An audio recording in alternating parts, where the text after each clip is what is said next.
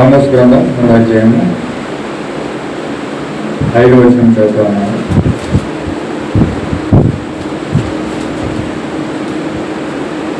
మూడో అధ్యాయం మొదటి నుంచి చదువుతాను. ఐగుప్తు దేశం నుండి యెహోవా రప్పించిన ఇశ్రాయేలీయులారా, మిమ్మల్ని గూర్చి ఆయన రప్పించిన కుటుంబము వారి అందరిని గూర్చి ఆయన సెలవిచ్చిన మాట ఆలకించుడి. అదేమనగా, భూమి మీద సకల వంశంలోనూ మిమ్మల్ని మాత్రమే నేను ఎరిగన్నాను గనుక మీరు చేసిన దోషక్రియలన్నిటిని బట్టి మిమ్మల్ని శిక్షించును. సమ్మతింపకుండా ఇద్దరు కూడి నడుతురా?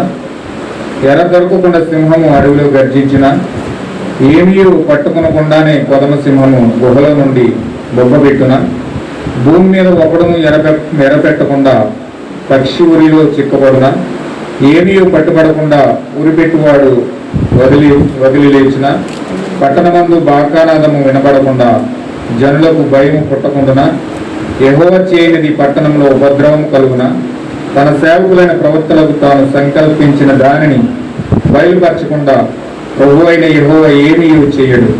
సింహము గర్జించెను, భయపడవని వాడెవడు?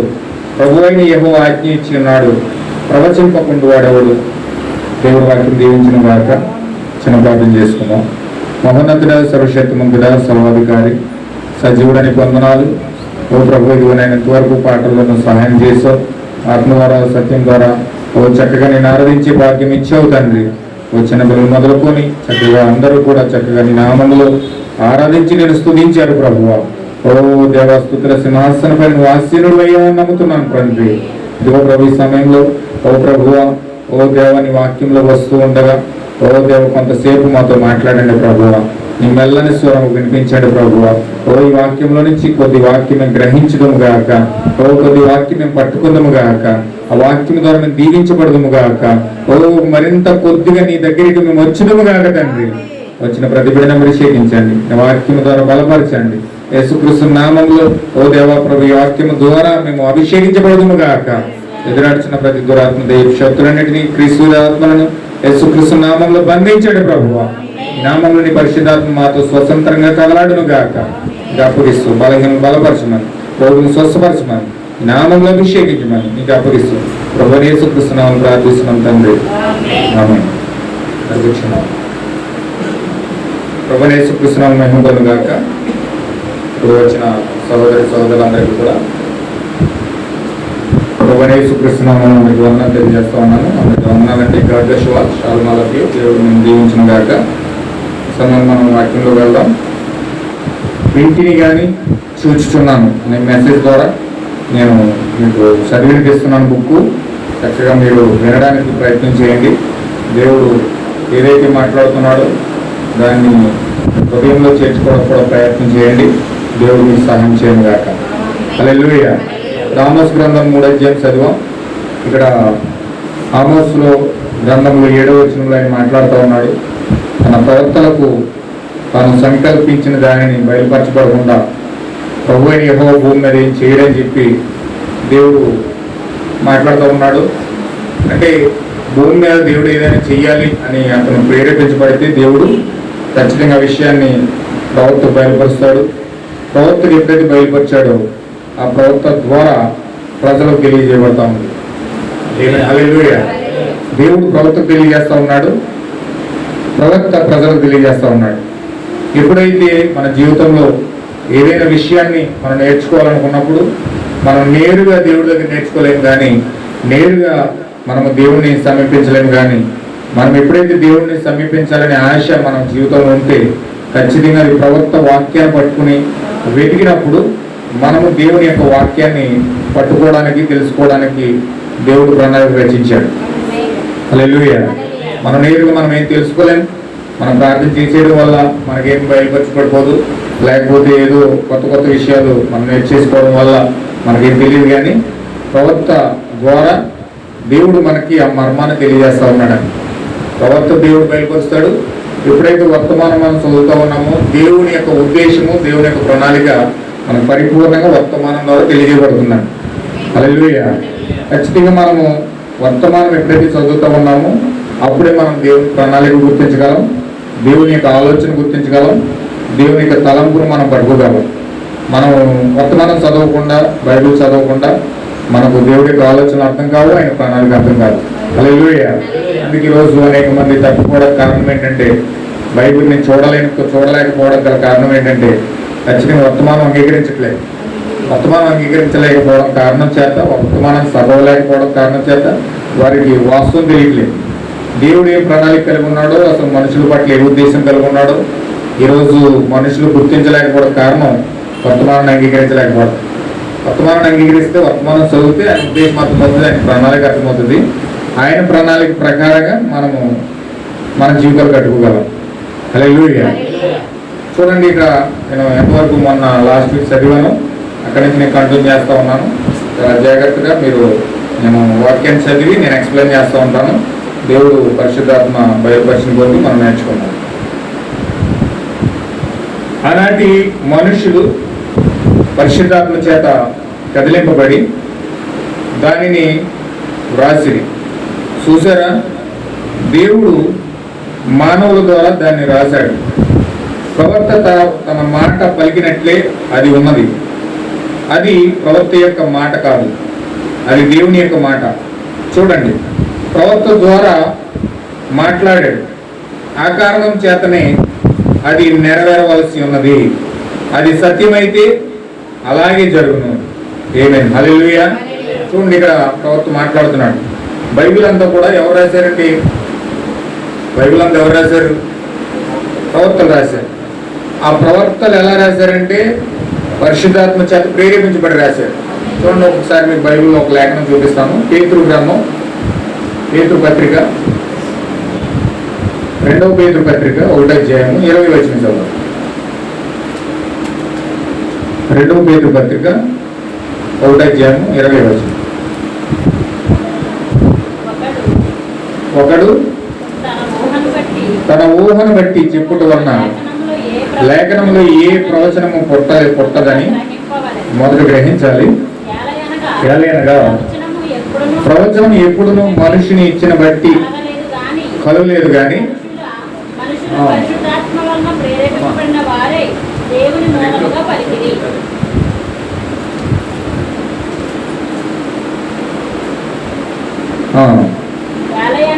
ఏలయనగా ప్రవచనం ఎప్పుడును మనుషుని ఇచ్చిన బట్టి కలగలేదు కానీ మనుషులు పరిశుద్ధాత్మ వలన ప్రేరేపించబడిన వారే దేవుని మూలంగా పలికిరి. ఆమేన్. హల్లెలూయా. అంటే ఇక్కడ ఏం చెప్తున్నాడంటే, ఈ బైబిల్ గ్రంథము ఏదో ఊహించి రాసింది కాదు, ఊహను బట్టి పుట్టలేదు, ఏదో ఆలోచించేసుకుంటూ అక్కడ ఎలా ఉంటుందేమో ఇక్కడ ఎలా ఉంటుందేమో అని ఊహను బట్టి ఊహించుకుంటూ ఈ బైబిల్ గ్రంథం రాయలేదు. కానీ ప్రతి ప్రవచనము, ప్రతి వాక్యము కూడా మనుషులు పరిశుద్ధాత్మ వలన ప్రేరేపించబడిన వారే దేవుని మూలంగా పలికారనమాట. ఆమేన్. హల్లెలూయా. అంటే బైబిల్ రాసింది ఎలా రాశారు? ప్రవక్తలు పరిశుద్ధాత్మ చేత ప్రేరేపించబడి రాశారు. అంటే ప్రతి వాక్యము కూడా పరిశుద్ధాత్మ ద్వారా ప్రేరేపించబడి రాశారు. కనుక ఈ బైబిల్ గ్రంథం రాసింది పరిశుద్ధాత్మ, కానీ మనుషులను వాడుకొని రాసింది. హల్లెలూయా. అంటే బైబిల్ రాసింది మనుషులు కాదు, ఈ బైబిల్ రాసింది మనుషులు కాదని ప్రవక్తలు దస్ బై ద లార్డ్, యెహోవా ఇలా సెలవిస్తున్నాడని ప్రవక్తలు ఏం చేశారంటే దేవుని యొక్క ఆత్మ పొందుకొని ఆత్మ ద్వారా ప్రవశించారనమాట. హల్లెలూయా. ఇప్పుడు ఆత్మ ద్వారా ప్రవశించారు కాబట్టి ఈ యొక్క 40 మంది ప్రవక్తలు ఈ బైబిల్ గ్రంథాన్ని రాశారు. 40 మంది రాశారు. 40 మంది కూడా పరిశుద్ధాత్మ చేత ప్రేరేపించబడి ఈ గ్రంథాన్ని రాయడం జరిగింది. హల్లెలూయా. అందుకే ఇక్కడ ప్రవక్త ఏమంటున్నాడంటే, ఇక్కడ మనం చదివాను, ఆనాటి మనుషులు పరిశుద్ధాత్మ చేత కదిలింపబడి దాన్ని రాశారు. చూసారా, దేవుడు మానవుల ద్వారా దాన్ని రాశాడు. ప్రవక్త తన మాట పలికినట్లే అది ఉన్నది. అది ప్రవక్త యొక్క మాట కాదు కానీ అది దేవుని యొక్క మాట అయి ఉన్నది. ఆమేన్. హల్లెలూయా. ప్రవక్త ద్వారా అది మాట్లాడుతూ ఉన్నాడు అంతే. ఆ కారణం చేతనే అది నెరవేరవలసి ఉన్నది. అది సత్యమైతే అలాగే జరుగుతుంది. హల్లెలూయా. అందుకే ఈ బైబిల్ గ్రంథాన్ని ప్రవక్తలు రాశారు కనుక ఆ ప్రవక్తలు పరిశుద్ధాత్మ చేత ప్రేరేపించబడి పలికారు కనుక ఈ బైబిల్లో ఉన్న గ్రంథంలో ఉన్న ప్రతిదీ కూడా నెరవేర్చబడతా ఉంది. హల్లెలూయా. ఇది ఎందుకు నెరవేరుతుందంటే పలికింది మనుషులు కాదు, ఏదో ఖాళీ మాటలు పలకలేదు వాళ్ళు. పరిశుద్ధాత్మ చేత ప్రేరేపించబడి పరిశుద్ధాత్మ చేత పలికారు కనుక ఈ మాటలన్నీ కూడా నెరవేరబడతా ఉన్నాయి. హల్లెలూయా. అందుకే మనం ఈ యొక్క గ్రంథంలో ఉన్న వాక్యాలను తేలిగ్గా తీసుకోకూడదు. ఆ దేవుని మాట, కానీ ప్రవక్తల నోటిలో నుంచి మాట్లాడింది దేవుడు. ప్రవక్తల ద్వారా మనుషుల ద్వారా మాట్లాడాడు, కానీ మాట్లాడింది అయితే దేవుడు. ఎంతమంది నమ్ముతున్నారండి? ఖచ్చితంగా ఇది మాట్లాడింది అయితే దేవుడు, కానీ మనుషులను అయితే వాడుకున్నాడు, కానీ మనుషులైతే పలికారు. కానీ ఇర్మియా మాట్లాడుతున్నాడు, కానీ మాట్లాడేది ఇర్మియా కాదు. మాట్లాడేది ఇర్మియా కాదని లోపల ఉన్న దేవుడు మాట్లాడుతున్నాడు, దస్ సై ద లార్డ్ అని. అలాగే యెషయా మాట్లాడుతున్నాడు, యెషయా మాట కాదు అది, అది దేవుని మాట. అలాగే మోషే మాట్లాడుతున్నాడు, మోషే మాట కాదు అది, అది దేవుని మాట. అలాగే ఏలియా మాట్లాడుతున్నాడు, అది ఏలియా మాట కాదు, అది దేవుని మాట. అలాగే ఈ కాలం యొక్క ప్రవక్త విలియం బ్రన్హాం ఏలియా ఆత్మతో అభిషేకించబడి మాట్లాడుతూ ఉన్నాడు, కానీ అది విలియం బ్రన్హాం మాట కాదండి. ఈ మాట ఇప్పుడు ఈ బుక్ వింటిని కానీ చూచుచున్నాననే మెసేజ్ విలియం బ్రన్హాం ప్రకటించింది కాదు, విలియం బ్రన్హాం బోధించింది కాదు. ఇది బోధించింది ఎవరంటే పరిశుద్ధాత్మ అన్నది. హల్లెలూయా. అందుకే ఇది పరిశుద్ధాత్మ చేత పలకబడింది కనుక మనం చాలా శ్రద్ధతో వినాలి, గ్రహించాలి, పట్టుకోవడానికి ప్రయత్నం చేయాలి. ఖచ్చితంగా ఇది పరిశుద్ధాత్మ పలికింది కనుక ఇది మనం నమ్మితే మన జీవితంలో ఖచ్చితంగా కార్యరూపం తలుస్తుంది. హల్లెలూయా. ఇది మనుషులు కాదు మాట్లాడింది, దేవుడు మాట్లాడాడు కనుక ఖచ్చితంగా ఇది మన జీవితంలో ఫలితాన్ని ఇచ్చేది కనుక మనం చక్కగా దాన్ని వినడానికి ప్రయత్నం చేయాలి. ఈ గొప్ప వాణిని మనము చూచుచున్నాము, గుర్తుంచుకోనండి. ఆ దినమున చదువుకున్నట్టుకు యోబుకు బైబిల్ లేదు, కేవలం ఆత్మ ప్రేరణ ద్వారానే అతడు ముందుకు వెళ్ళాడు. అతడు ప్రవక్త, యెహోవా వాక్కు అతని యొద్దకు వచ్చింది, అతడు మాత్రమే ప్రేరేపణ పొందాడు. ఎందుకనగా అతడు దేవుని యొక్క ప్రవక్త అయి ఉన్నాడు, తన స్థానమును అతను ఎరిగి ఉన్నాడు. ఆత్మ ప్రేరేపణ అతనిని తాకినప్పుడు అతను తాకితే చాలు, తాను చెప్పినది జరుగునని అతనికి తెలుసు. ఎందుకనగా దానిని ఆత్మ ప్రేరేపణతో పలుకుచూ ఉన్నాడు. ఏమైనా హల్లెలూయా. యోబుకు బాగా తెలుసంట, తన స్థానం బాగా ఎరిగి ఉన్నాడంట. ఏంటి ఆ స్థానం అంటే, దేవుడు ఖచ్చితంగా ప్రేరేపించినప్పుడు ఆ దేవుని ప్రేరేపణ ద్వారా కనుక నేను మాట్లాడితే అది ఖచ్చితంగా నెరవేరుతుంది, అది ఖచ్చితంగా నెరవేర్పవుతుంది అని ఒక నిశ్చయత యోబుకున్నదట. హల్లెలూయా. ఖచ్చితంగా మన జీవితంలో కూడా దేవుని ప్రేరేపణ కనుక మన జీవితంలోకి వస్తే, ఆ ప్రేరేపణలో ఉన్నప్పుడు ఖచ్చితంగా మనం పలికితే అది ఖచ్చితంగా జరుగుతుందండి. ఆ పలకబడిన మాట శక్తి, ఆ ప్రేరేపణ మనకు వస్తే, ఆ పలికినప్పుడు ఆ విశ్వాసంతో పలుకుతూ ఉన్నాం కాబట్టి ఖచ్చితంగా అది తీరుతుందన్నమాట. ఆ ప్రేరణ మనలోకి రావాలి. వచ్చినప్పుడు దాన్ని నిర్లక్ష్యం చేయకూడదు, వచ్చినప్పుడు దాన్ని గుర్తించాలి. అప్పుడు ఆత్మలో మనం ప్రవచించినప్పుడు, ఆత్మలో మనం పలుకుతున్నప్పుడు ఖచ్చితంగా అది నెరవేర్పు అవుతుంది. అదే సంగమై ఉన్నది, అది క్రమములు ఉండవలెను. దాని యొక్క యంత్రములు సిద్ధముగా ఉన్నవి, అప్పుడే దాని శక్తి బయలుపరచబడుతుంది. ఈ రాత్రి మన యంత్రములు సిద్ధపరచుకోవలెను, మన హృదయాలు సరి చేసుకోవలెను. మనము చేయు కార్యములు చేయవలెను, ప్రతి మాటను వెంబడించాలి. బాప్తిస్మంలో ఆయనను వెంబడించవలెను. ఆయన మనలను చేయమని చెప్పిన ప్రతి క్రమమును నెరవేర్చాలి, ప్రతి యంత్రాన్ని సిద్ధపరచాలి, అక్కడ నిలబడాలి. అప్పుడు మనలో ఆ శక్తి వెల్లడవుతూ ఉంది. ఆమేన్. హల్లెలూయా. దేవుడు మాత్రమే దాన్ని చేయగలడు. ఆ విశ్వాసము నీ హృదయంలోని జారివలెను. ఇప్పుడు నేను స్వస్థత పొంది ఉన్నానని చెప్పగలవు. పరిస్థితులు ఎలా ఉన్నా కానీ నువ్వు తడబడవు, నీవు స్వస్థత పొంది ఉన్నావు. ఎందుకంటే విశ్వాసం చేతనే నీవు స్వస్థత పొంది ఉన్నావు. హల్లెలూయా. ఆ విశ్వాసం రాకముందు స్వస్థత పొందుకుంటానా లేదా, వస్తుందా లేదా, దేవుడిస్తాడా లేదా అని ఒక సందేహం వెంటాడుతుంది మనల్ని. కానీ విశ్వాసం కనుక మన జీవితంలోకి వస్తే అసలు స్వస్థత పొందుకోవడానికి ఎవడో అడ్డుపడలేడట, ఏ దెయ్యం అడ్డుపడలేదట. ఆ విశ్వాసం కనుక వస్తే ఖచ్చితంగా మనం పొందుకుని తీరుతాం. ఆమేన్. హల్లెలూయా. అతడు దేవునితో సంభాషించు మార్గము కలిగి ఉన్నాడు యోబు, దానిని అతడు ఆత్మావేశం ద్వారా పొందాడు. అతడు తన్ను తాను బయటకు కదిలించుకొనిచున్నాడు, దేవునిని రాణిస్తూ ఉన్నాడు లోపలికి. అతడు నీతిమంతుడిగా తీర్చబడ్డాడు. ఆ విషయం యోబుకు బాగా తెలుసు. అది ఒక వరము, అది జనులకు ఇవ్వబడిందని యోబుకు తెలుసుకున్నాడు. యోబుకు మాత్రమే కాదు కానీ జనులందరికీ అది ఇవ్వబడింది. అవి దైవ సంబంధమగు వరములు. వానిలో దేవుని ప్రజలకు సేవ చేయవలెను. అందరూ ప్రవక్తలుగా ఉండరు, అందరూ రోగులుగా కొరకు ప్రార్థించలేరు, అందరూ సంఘ కాపరులుగా ఉండలేరు. కానీ దేవుడు ఒక్కొక్కరిలో ఒక్కొక్క మార్గాన్ని తెరుస్తూ ఉన్నాడు. ఏమైనా హల్లెలూయా. అందుకే దేవుడు 5 రకాల పరిచర్య ఇట్టాడు. అందరూ ఒకటి చేయలేరు. ఈ ఉదయకాలమున పాఠములో దాన్ని మనం చూస్తూ ఉన్నాం. ఒక వ్యక్తి ఎంత ఆత్మ ప్రేరేపణ పొందినా గాని మరి యొక్కని స్థానమును ఆక్రమించుటకు ప్రయత్నించరాదు. ఆమేన్ హల్లెలూయా.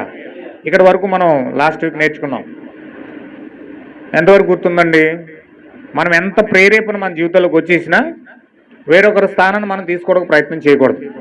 వేరొకరి స్థానాన్ని మనం తీసుకోవడానికి ఎంత మాత్రం ప్రయత్నం చేయకూడదు. అది ఎంత బాగా కనబడినా కానీ అలాగూ చేయరాదు.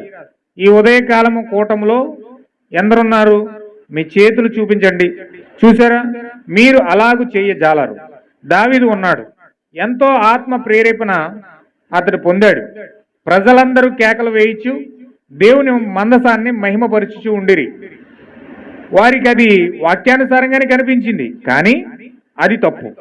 ఆ ఆత్మావేశము నాతానుకు రావాలి, కానీ దావీదుకు వచ్చిందట. హల్లెలూయా. మందసాన్ని తీసుకుని వచ్చి మందిరంలో పెట్టాలి, మందసాన్ని తీసుకొచ్చి మందిరంలో పెట్టాలి అని ఆ ఆలోచన నాతానికి రావాలి. నాతాను అక్కడ ప్రవక్త, ఆ విధంగా ఆలోచించవలసింది నాతాను.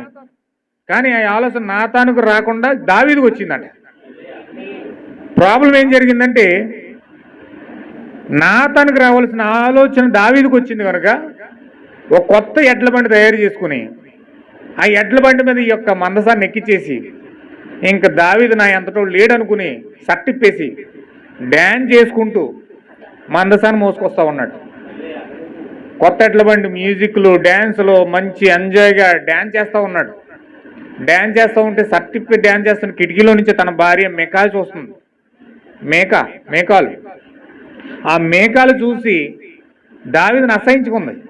ఇదేంటి నా భర్త ఇలాగా ఒక పోకిరి ఊళ్ళలాగా డ్యాన్స్ చేస్తున్నాడేటి, ఇదేమన్నా పరిస్థితి అని చెప్పి భర్తని అసహించుకొని ఆ విధంగా మాట్లాడుకుని లోపల అసహనంతో ఆమె ఫీల్ అవడం వల్ల తన జీవితాంతం గొడ్రలుగా మిగిలిపోయింది. భారీ గొడ్రలైపోయింది ఆ క్షణంలో. ఏంటి? దేవుని యొక్క చిత్త ప్రకారంగా కాకుండా ఆలోచన నాతానికి రావాల్సిన ఆలోచన దావీదు తీసుకుని దావీదు రావడం వలన భార్య గొడ్రలైపోయింది.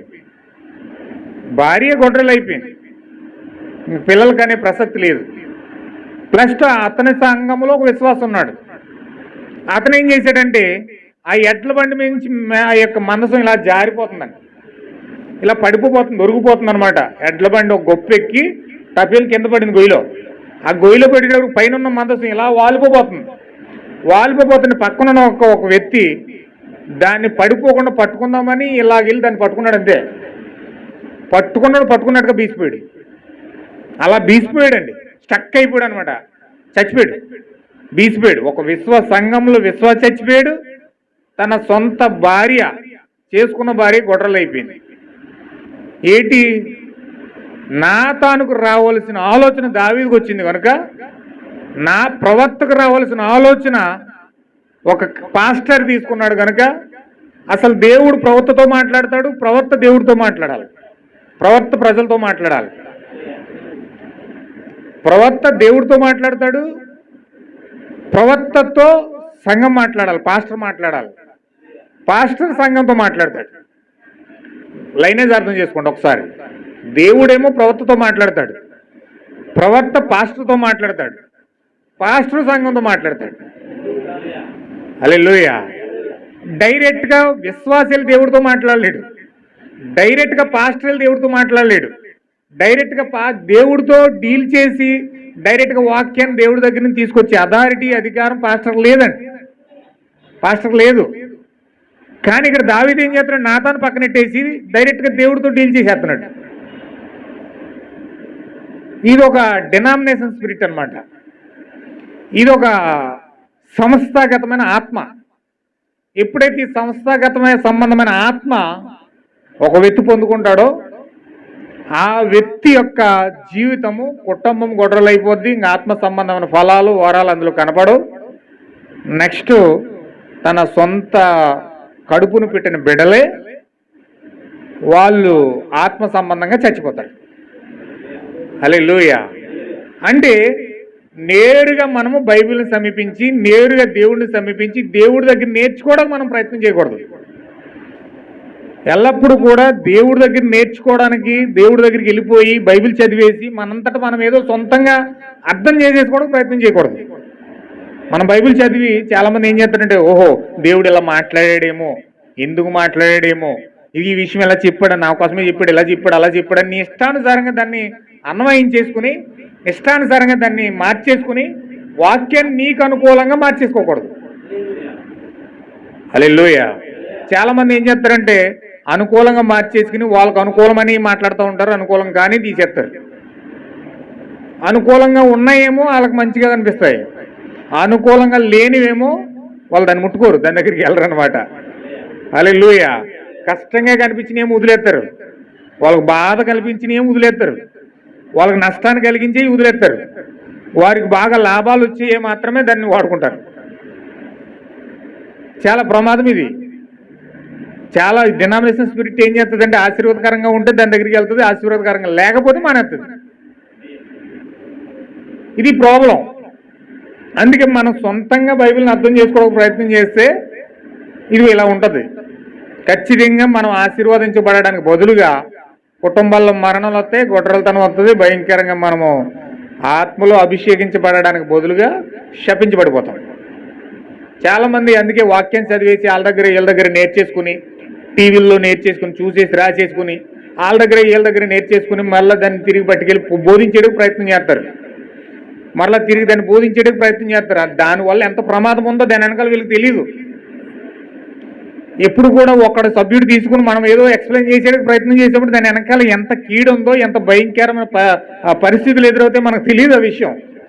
చాలామంది అనుకుంటారు వాళ్ళ దగ్గర వీళ్ళ దగ్గర నేర్చుకుని చక్కగా రాసేసుకుని పట్టుకెళ్ళి మంచి సభ్యుడు చెప్పేసాం చక్కగా చాలా బాగుంది అనుకుంటారు. కాపీ కొట్టి చెప్పడం వల్ల ప్రాబ్లం ఇదండి. ఎంత ప్రాబ్లం అంటే, ఇదిగో సంఘంలో గొడ్రలతనం, ఆశీర్వాదం లేదు, పిల్లలు చచ్చిపోతున్నారు. ఏం చేశాడు దావీదు కుటుంబంలో? సొంత ప్రేమించి పెళ్లి చేసుకున్న భార్య గొడ్రలైపోయింది, ఈ యొక్క విశ్వాసి చచ్చిపోయాడు. ఎంత ప్రమాదం ఎదురైందో చూడండి. అందుకే బైబిల్ ప్రేరేపించబడింది కనుక, ప్రవక్తలు దీన్ని ప్రేరేపించారు కనుక, దేవుడు ప్రవక్తలను ప్రేరేపిస్తున్నాడు కనుక ఆ ప్రేరణ ప్రవక్తలు పొందుకొని మాట్లాడతారు. ప్రపంచానికి ప్రేరణ పొందుకొని ప్రపంచానికి దస్ బై ద లార్డ్ అని హెచ్చరికలు జారీ చేసేవాడు ప్రవక్త మాత్రమే. ఏ మనిషికి, ఏ పాస్టర్కి అధికారం లేదండి. ఏ పాస్టర్కి అధికారం లేదు, ఏ మనిషికి అధికారం లేదు, ఏ సంఘానికి అధికారం లేదు. కానీ ఈరోజు చాలా మంది ఆ యొక్క అధికారాన్ని చేతుల్లో తీసేసుకుంటున్నారు. చాలా మంది పాస్టర్లు ఏదో వాళ్ళు సొంతంగా బయలుపరచబడిపోయినట్లుగా తీసుకొచ్చి నేనే పెద్ద మర్మాలు బయలుపరుస్తున్నాను, నేనే పెద్ద వాక్యాన్ని తెలియజేస్తున్నాను, నేనే పెద్ద ఓటుగాని అన్నట్టుగా ఈరోజు చాలా మంది విషయాలు బయలుపరచడానికి ప్రయత్నం చేస్తున్నారు జనాలను ఆకట్టుకోవడానికి. వాళ్ళే జనాలను ఆకట్టుకుని మేము పెద్ద వీరులము సూర్యులము అన్నట్టుగా ప్రజలకు బయలుపరుచుకుంటున్నారు. ప్రజలు కూడా అలాగే నమ్ముతున్నారు. అయ్యబాబు ఈయన చాలా బతికిపోరుడు, దేవుడు ఈయనకే బయలుపరిచేస్తున్నాడు మర్మాలన్నీ అని ఆయన వెనకాలకి వెళ్ళిపోయి ఆయనకి అభిమానుల కింద మారిపోయి ఆయన తోకట్టుకు నేలాడుతూ ఉంటారు. హల్లెలూయా. దేవుని పక్కనెట్టేస్తారు. వాళ్ళకి విశ్వాసం ఉండదు. వాళ్ళకి ఏ మాత్రము కూడా వాళ్ళకి జీవితంలో వాక్యాన్ని వెంబడించాలి, విశ్వాసాన్ని పొందుకోవాలనే తపన ఉండదు. వాళ్ళు మనిషిని పట్టుకుని తోకట్టుకుని నేలాడుతూ ఉంటారనమాట. ఇంకంతే. హల్లెలూయా. అందుకే ఈరోజు చాలా మంది మనుషులకు అభిమానులు అవుతున్నారు కానీ దేవుడికి అభిమానులు లేరట. దేవుడికి అభిమానులు లేరండి, మనుషులకు అభిమానులు పెరిగిపోతున్నారు. సినిమా హీరోలకు అభిమానులు పెరిగినట్లుగా ఈరోజు పాస్టర్లకు కూడా అభిమానులు పెరుగుతున్నారు. ఆ పాస్టర్ సై అంటే సై అంటాడు, చచ్చిపోంటే చచ్చిపోంటాడు, తిరిగేస్తాడు, ఏం చేయమంటే చేసేస్తాడు. కానీ దేవుడు అది ఏం చేస్తున్నాడు అన్నది నిజంగా వాక్యం దగ్గరికి వెళ్ళి నేర్చుకోవాలనే తపన మార్గం తెలియదు కదా మరి. ఎందుకంటే పాస్టర్కి అధికారం లేదండి. ఏ పాస్టర్కి కూడా వాక్యాన్ని అనువదించే అధికారం లేదు. ఏ సంఘానికి, ఏ బిషప్కి, ఏ రెవరెండ్కి, ఏ కార్డినల్కి కూడా, ఏ పోపుకి కూడా ఈ వాక్యాన్ని అనువదించే అవకాశం వాళ్ళకి అధికారం లేదండి. వాక్యాన్ని అనువదించాలంటే పరిశుద్ధాత్మ అనువదించాలి. పరిశుద్ధాత్మ తప్ప ఏ వ్యక్తికి అధికారం లేదు. హల్లెలూయా. పరిశుద్ధాత్మ ఎవరికి అనువాదం ఇస్తుందంటే, వాక్యమికి అనువాదం ఎవరికి ఇస్తుందంటే ప్రవక్తలకు మాత్రమే ఇస్తుంది. హల్లెలూయా. దేవునికి మహిమ కలుగును గాక. ఒక లేఖనం మీకు చూపిస్తాను చూడండి. యెషయా గ్రంథం. ఇందులో యెషయా గ్రంథంలో ఒక లేఖనం ఉంటుంది. మీకు ప్రవక్తలు నేత్రములుగా ఉన్నారని లేఖనం ఉంటుంది ఇక్కడ. హల్లెలూయా. అది నేను చెప్తాను. ఖచ్చితంగా ప్రవక్తలు నేత్రాలై ఉన్నాడు. హల్లెలూయా. ఖచ్చితంగా నేత్రం లేకుండా, ప్రవక్త లేకుండా మనము బైబిల్ గ్రంథాన్ని అర్థం చేసుకోవడానికి ప్రయత్నం చేయకూడదు. బైబిల్ గ్రంథం అర్థం అవ్వాలంటే నేత్రముగా ఉన్న క్రీస్తు మనకు అర్థం అవ్వాలి. ఆ కళ్ళు లేకపోతే మనము ఆత్మ సంబంధమైన అర్థాన్ని మనము కనుగొనలేము. హల్లెలూయా. ఆ అర్థం మనకు తెలియాలంటే ఖచ్చితంగా మనకు నేత్రం కావాలి. మన భౌతికమైన కళ్ళు, మనకి కళ్ళు చూడడానికి కళ్ళు ఉంటే, ఆత్మ సంబంధమైన కళ్ళు ఎవరండి? ఆత్మ సంబంధమైన కళ్ళు ప్రవక్త అయి ఉన్నాడు. ఎప్పుడైతే మనము ప్రవక్తను మనం చూస్తూ ఉన్నామో, ప్రవక్త మనకు అర్థమవుతున్నాడో, అప్పుడు మనము ఆత్మ సంబంధముగా వాక్యాన్ని అర్థం చేసుకోగలుగుతాం అన్నమాట. హల్లెలూయా.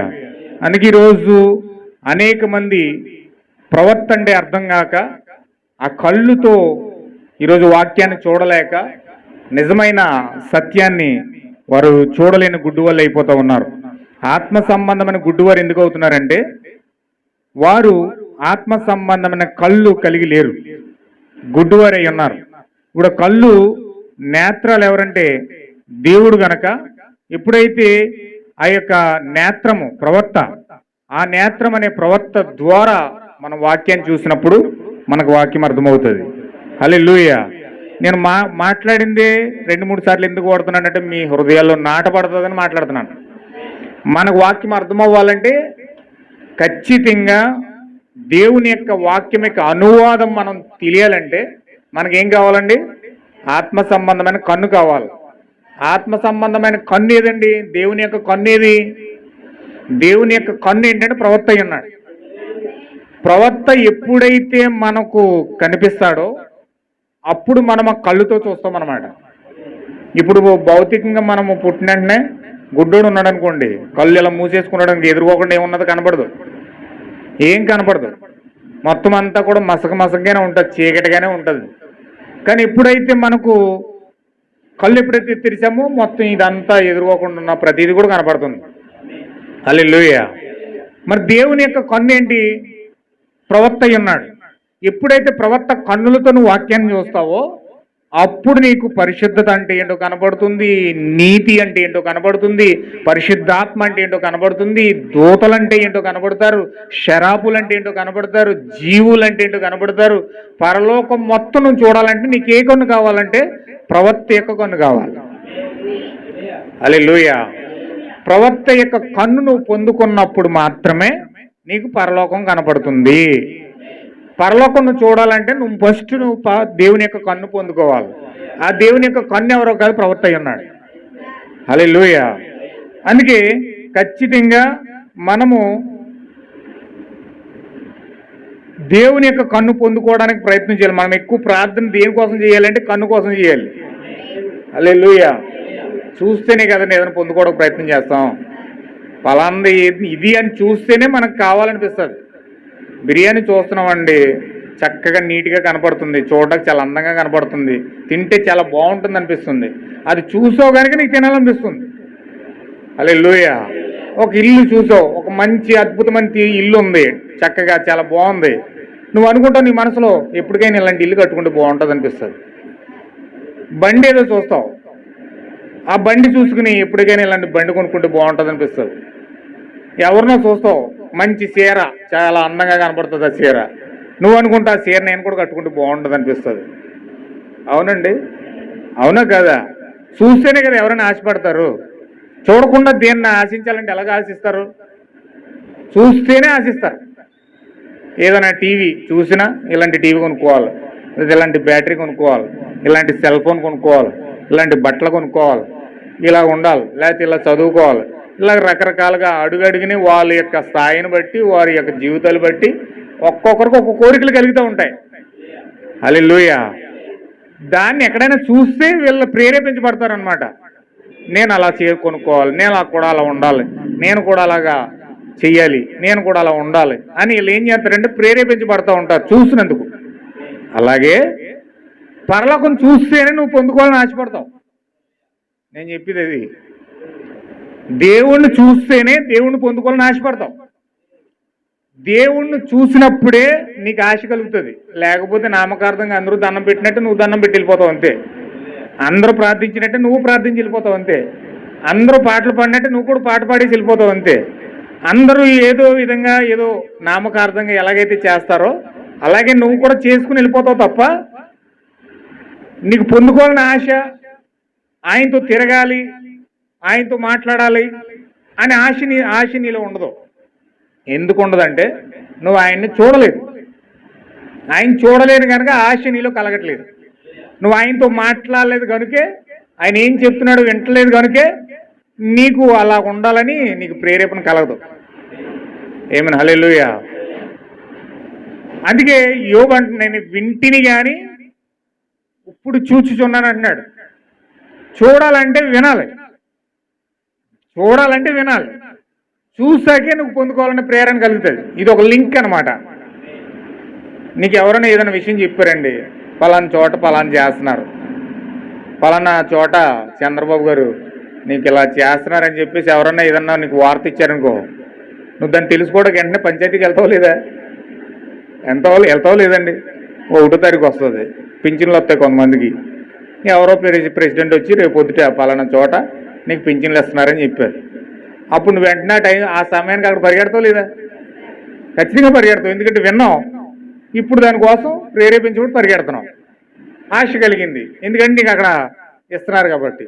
అలాగే ఇప్పుడు దేవుణ్ణి పొందుకోవాలంటే ముందు దేవుడి కోసం వినాలి. దేవుడి కోసం వింటే నీకు ఆ నేత్రాలు ఏంటో, ఆ కాళ్ళు ఏంటో, ఆ కొళ్ళు ఏంటో, ఆ మాటలు ఏంటో ఇవన్నీ కూడా నీకు వినిపిస్తాయి. అప్పుడు నువ్వేం చేస్తావంటే దాన్ని పట్టుకొని నువ్వేం చేస్తావంటే ప్రేరేపించబడి చక్కగా ఆయన చూడడానికి వెళ్తావు. ఆయన చూస్తే అప్పుడు నీకు ఆశ కలుగుతుంది. ఖచ్చితంగా ఇటువంటి ఆయన వదులుకోకూడదు, ఖచ్చితంగా నేను పొందుకోవాలని ఆశక్తి నీలో కలుగుతుంది. హల్లెలూయా. దేవుని మహిమ కొలును గాక. ఏమన్నా వింటున్నారా? చాలా జాగ్రత్తగా మీరు ఉండాలి. ఒక అమ్మాయి ఒక అబ్బాయిని ప్రేమించింది అనుకోండి, ఊరకనే ప్రేమించేద్దా? ఏమండి, ఊరకనే ప్రేమ వచ్చేస్తుందా? రాదు కదా. ఎందుకు వస్తుంది? అతనితో మాట్లాడుతుంది ఫస్ట్. అతనితో మాట్లాడిన తర్వాత ఆ మాటల్లో ఆ యొక్క విషయాలన్నీ తెలుసుకున్న తర్వాత ఒక ఇష్టం అంటూ కలుగుతుంది. ఆ ప్రవర్తన పట్ల, ఆ మాటల పట్ల ఆ ఆకర్షితురాలు అవుతుంది అనమాట. ఆకర్షితురాలు అవి అప్పుడు ఏమవుతుంది? అప్పుడు ఇది ఆటోమేటిక్గా దాన్ని ప్రేమగా కన్వర్ట్ చేసుకుంటూ ఉంటారు. అవునండి.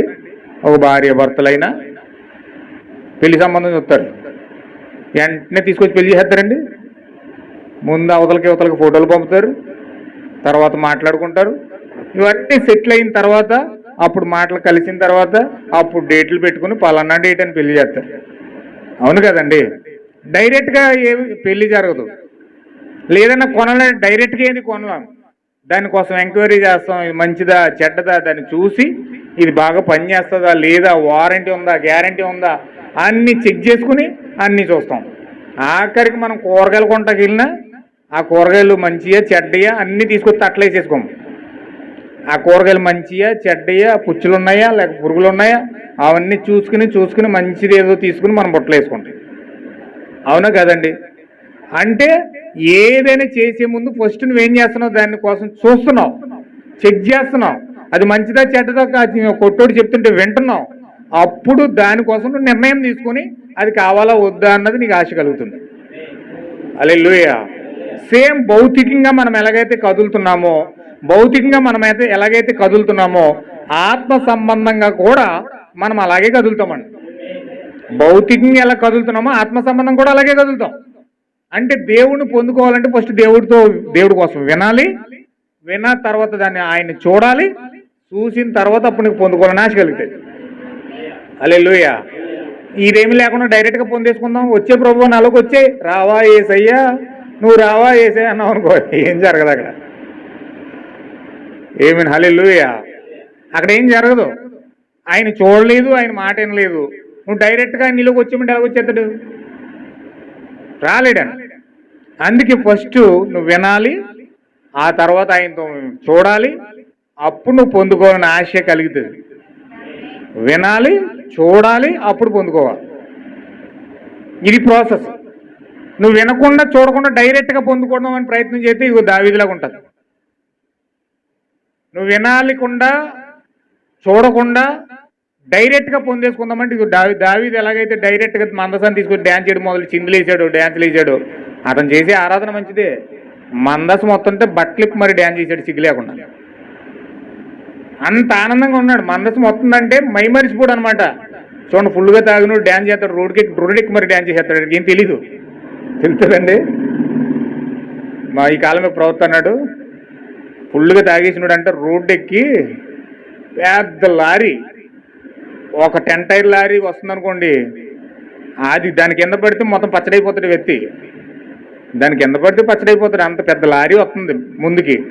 కానీ ఫుల్గా తాగేసిన కళ్ళు బయలు కమ్మేసి అంటండి, ఆ పెద్ద లారీ అగ్గిపెట్టిలో కనపడుతుందంట అతనికి. ఆ పెద్ద లారీ అగ్గిపెట్టిలో కనపడుతుందంట. ఏ ఆగో ఆగో అంటాడు. అంటే అంత పెద్ద లారీని ఇతనైతే కంట్రోల్ చేసినట్టు ఫీల్ అయిపోతాడు. అది ఆడేమో తాగేసాడేమో బాబా అని చెప్పి భయపడుతూ దగ్గరికి బ్రేక్ ఎత్తే ఈడనుకుంటాడంటే నేనే అబద్ధాన్ని అనుకుంటాడంటే. లోపలికి వెళ్ళింది అలాగ అనిపిస్తుంది, మరి నేనే ఆపాను అనుకుంటాడంట.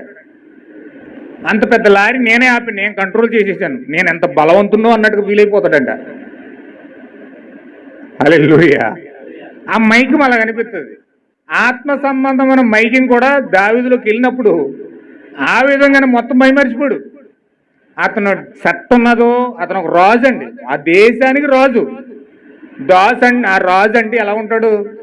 కిరీటం పెట్టుకుని, సన్నపు నార వస్త్రాలు ధరించుకుని, చేతులకి ఈ యొక్క బంగారపు కడియలు పెట్టుకుని, ఒక అద్భుతమైన చేతిలో త్రిదండం అంటారు దాన్ని, ఆ త్రిదండం పెట్టుకుని, ఏమండి చక్కగా వడ్డానం ఉంటుంది రాజుకి, వడ్డానం పెట్టుకుని, బంగారపు వస్త్రాలు వేసుకుని, సన్నపు నార బట్టలు కట్టుకుని, చక్కగా ఒక రాజకీరీటం పెట్టుకుని వస్తుంటే ప్రజలందరూ కూడా మోకరిల్లుతారు. అంత శక్తి, అంత కెపాసిటీ రాజుకుంది. అలాంటి వాడు మొత్తం అన్ని తీసి పడేసి, ఒక సాధారణమైన మనిషిలాగా వచ్చేసి సట్ట తీసి పడేసి తాగినోడు డ్యాన్స్ చేస్తాడు చూసారా, అలా డ్యాన్స్ చేస్తాడు మందసం ముందు. మందసం ముందు డ్యాన్స్ చేస్తాడు, ఎందుకంటే మైమరిచిపోడు. మందసం వస్తుంటే మైమరిచిపోడు. అతను ఏ కండిషన్లో ఉన్నాడు, ఎలాంటి స్థితిలో ఉన్నాడు అన్న సంగతి కూడా చూసుకోలేని స్థితిలో ఉన్నాడు. మైమరిచిపోయి డ్యాన్స్ చేస్తున్నాడు. కానీ దానివల్ల ఇలాగైపోయింది నా భర్త అని అసహించుకున్న భార్య కూడా అయిపోయింది. దాన్ని ఒరుగుపోతుంటే పట్టుకుందామన్నవాడు, అతని పేరు ఉజ్జియా, అతను ఇలా పట్టుకుందామన్నప్పటికీ చచ్చిపోయాడు. హల్లెలూయా. నా ప్రియమైన సహోదరులారు, మీరు చాలా జాగ్రత్తగా అర్థం చేసుకోవాలి. వాక్యాన్ని సొంతంగా మనం ఇలా రాశాడేమో అని మనమే అనేసుకుని దాన్ని మన మీద అనువదించకూడదు. నువ్వు బైబిల్ చదివితే దీనికోసం, ఈ కాలం యొక్క ప్రవర్త దానికోసం ఏం మాట్లాడాడు, ఒక లేఖనం చదివితే లేఖనం కోసం ప్రవర్త ఏం చెప్పాడు, అసలు దాని యొక్క ముఖ్యమైన అనువాదం ఏంటి. చాలా మంది పేదల మీద పప్పులు ఉండేస్తారు, ఈజీగా మాట్లాడతారు. ఎంత ఈజీగా మాట్లాడతారంటే వాక్యం ఇలా రాయబడిందండి అంతే అని చాలా ఈజీగా పేదల మీద పప్పులు ఉండేస్తారు. పేదల మీద పప్పులు ఉండేసినంత మాత్రాన బైబిల్ వాక్యం నీలో నెరవేరిపోదు. ఏదో నీకు తెలిసేసినంత మాత్రాన్ని, నువ్వు చదివేసినంత మాత్రాన్ని నీ జీవితంలో వాక్యం నెరవేరదు. ఇది నెరవేరాలంటే వాక్యం చదివి దీనికోసం ప్రవక్త ఏం చెప్పాడు. హల్లెలూయా. అందుకే మీకు కుటుంబ బలిపీఠాలు ఇచ్చాం. ఆ కుటుంబ బలిపీఠాలు ఏముంటుంది, లేఖనం రాసి బైబిల్ కిందలో ఒక వాక్యం రాసి దాని కింద దానికోసం అసలు ప్రవక్త ఎలాంటి ఎక్స్ప్లెయిన్ చేశాడు, అసలు దానికోసం ఏ అనువాదం ఇచ్చాడని చెప్పి కింద ఉంటుంది. హల్లెలూయా. ఆ లేఖనం కోసం ప్రవక్త ఎటువంటి ఎక్స్ప్లెయిన్ చేశాడు, అసలు ఏం చెప్పాడు దానికోసం అని దాని కింద ఉంటుంది అనమాట. అంటే ప్రవక్త 1200 మెసేజ్లు బోధించాడంటే 1200 మెసేజ్లు కూడా ఈ బైబిల్కి అనువాదం ఇచ్చాడు ఆయన. ఈ బైబిల్కి అనువాదం ఇచ్చాడు. ఈ బైబిల్ మనం చదివి దాని యొక్క అనువాదం ఎక్కడ తెలుసుకోవాలంటే వర్తమానంలో తెలుసుకోవాలి. హల్లెలూయా. అంతే తప్ప మనం సొంతంగా ఆలోచించి ఇలాగ అంటున్నాడు ప్రవక్త, ఇలాగ అంటున్నాడు దేవుడు అని కనుక మనం ఏదో ఆలోచించేసి సొంతంగా దాన్ని తీసేసుకున్నాం అనుకో, అది నెరవేర్చబడకపోగా అది మనకు శాపంగా మారిపోతుంది. హల్లెలూయా. ఈరోజు క్రైస్తవులు అనేక మంది ఆత్మలో ఎదగలేకపోవడం, ఆత్మలో అభిషేకించబడలేకపోవడం కారణం ఏంటంటే దీన్ని చదివి సొంతంగా ఆలోచించేస్తున్నారు. హల్లెలూయా.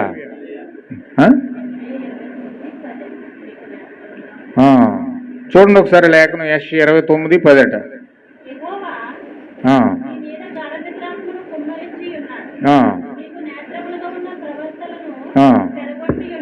చూడండి అక్కడ ఏమంటున్నాడు చూడండి ఒకసారి క్లియర్గా మీరు అర్థం చేసుకోండి.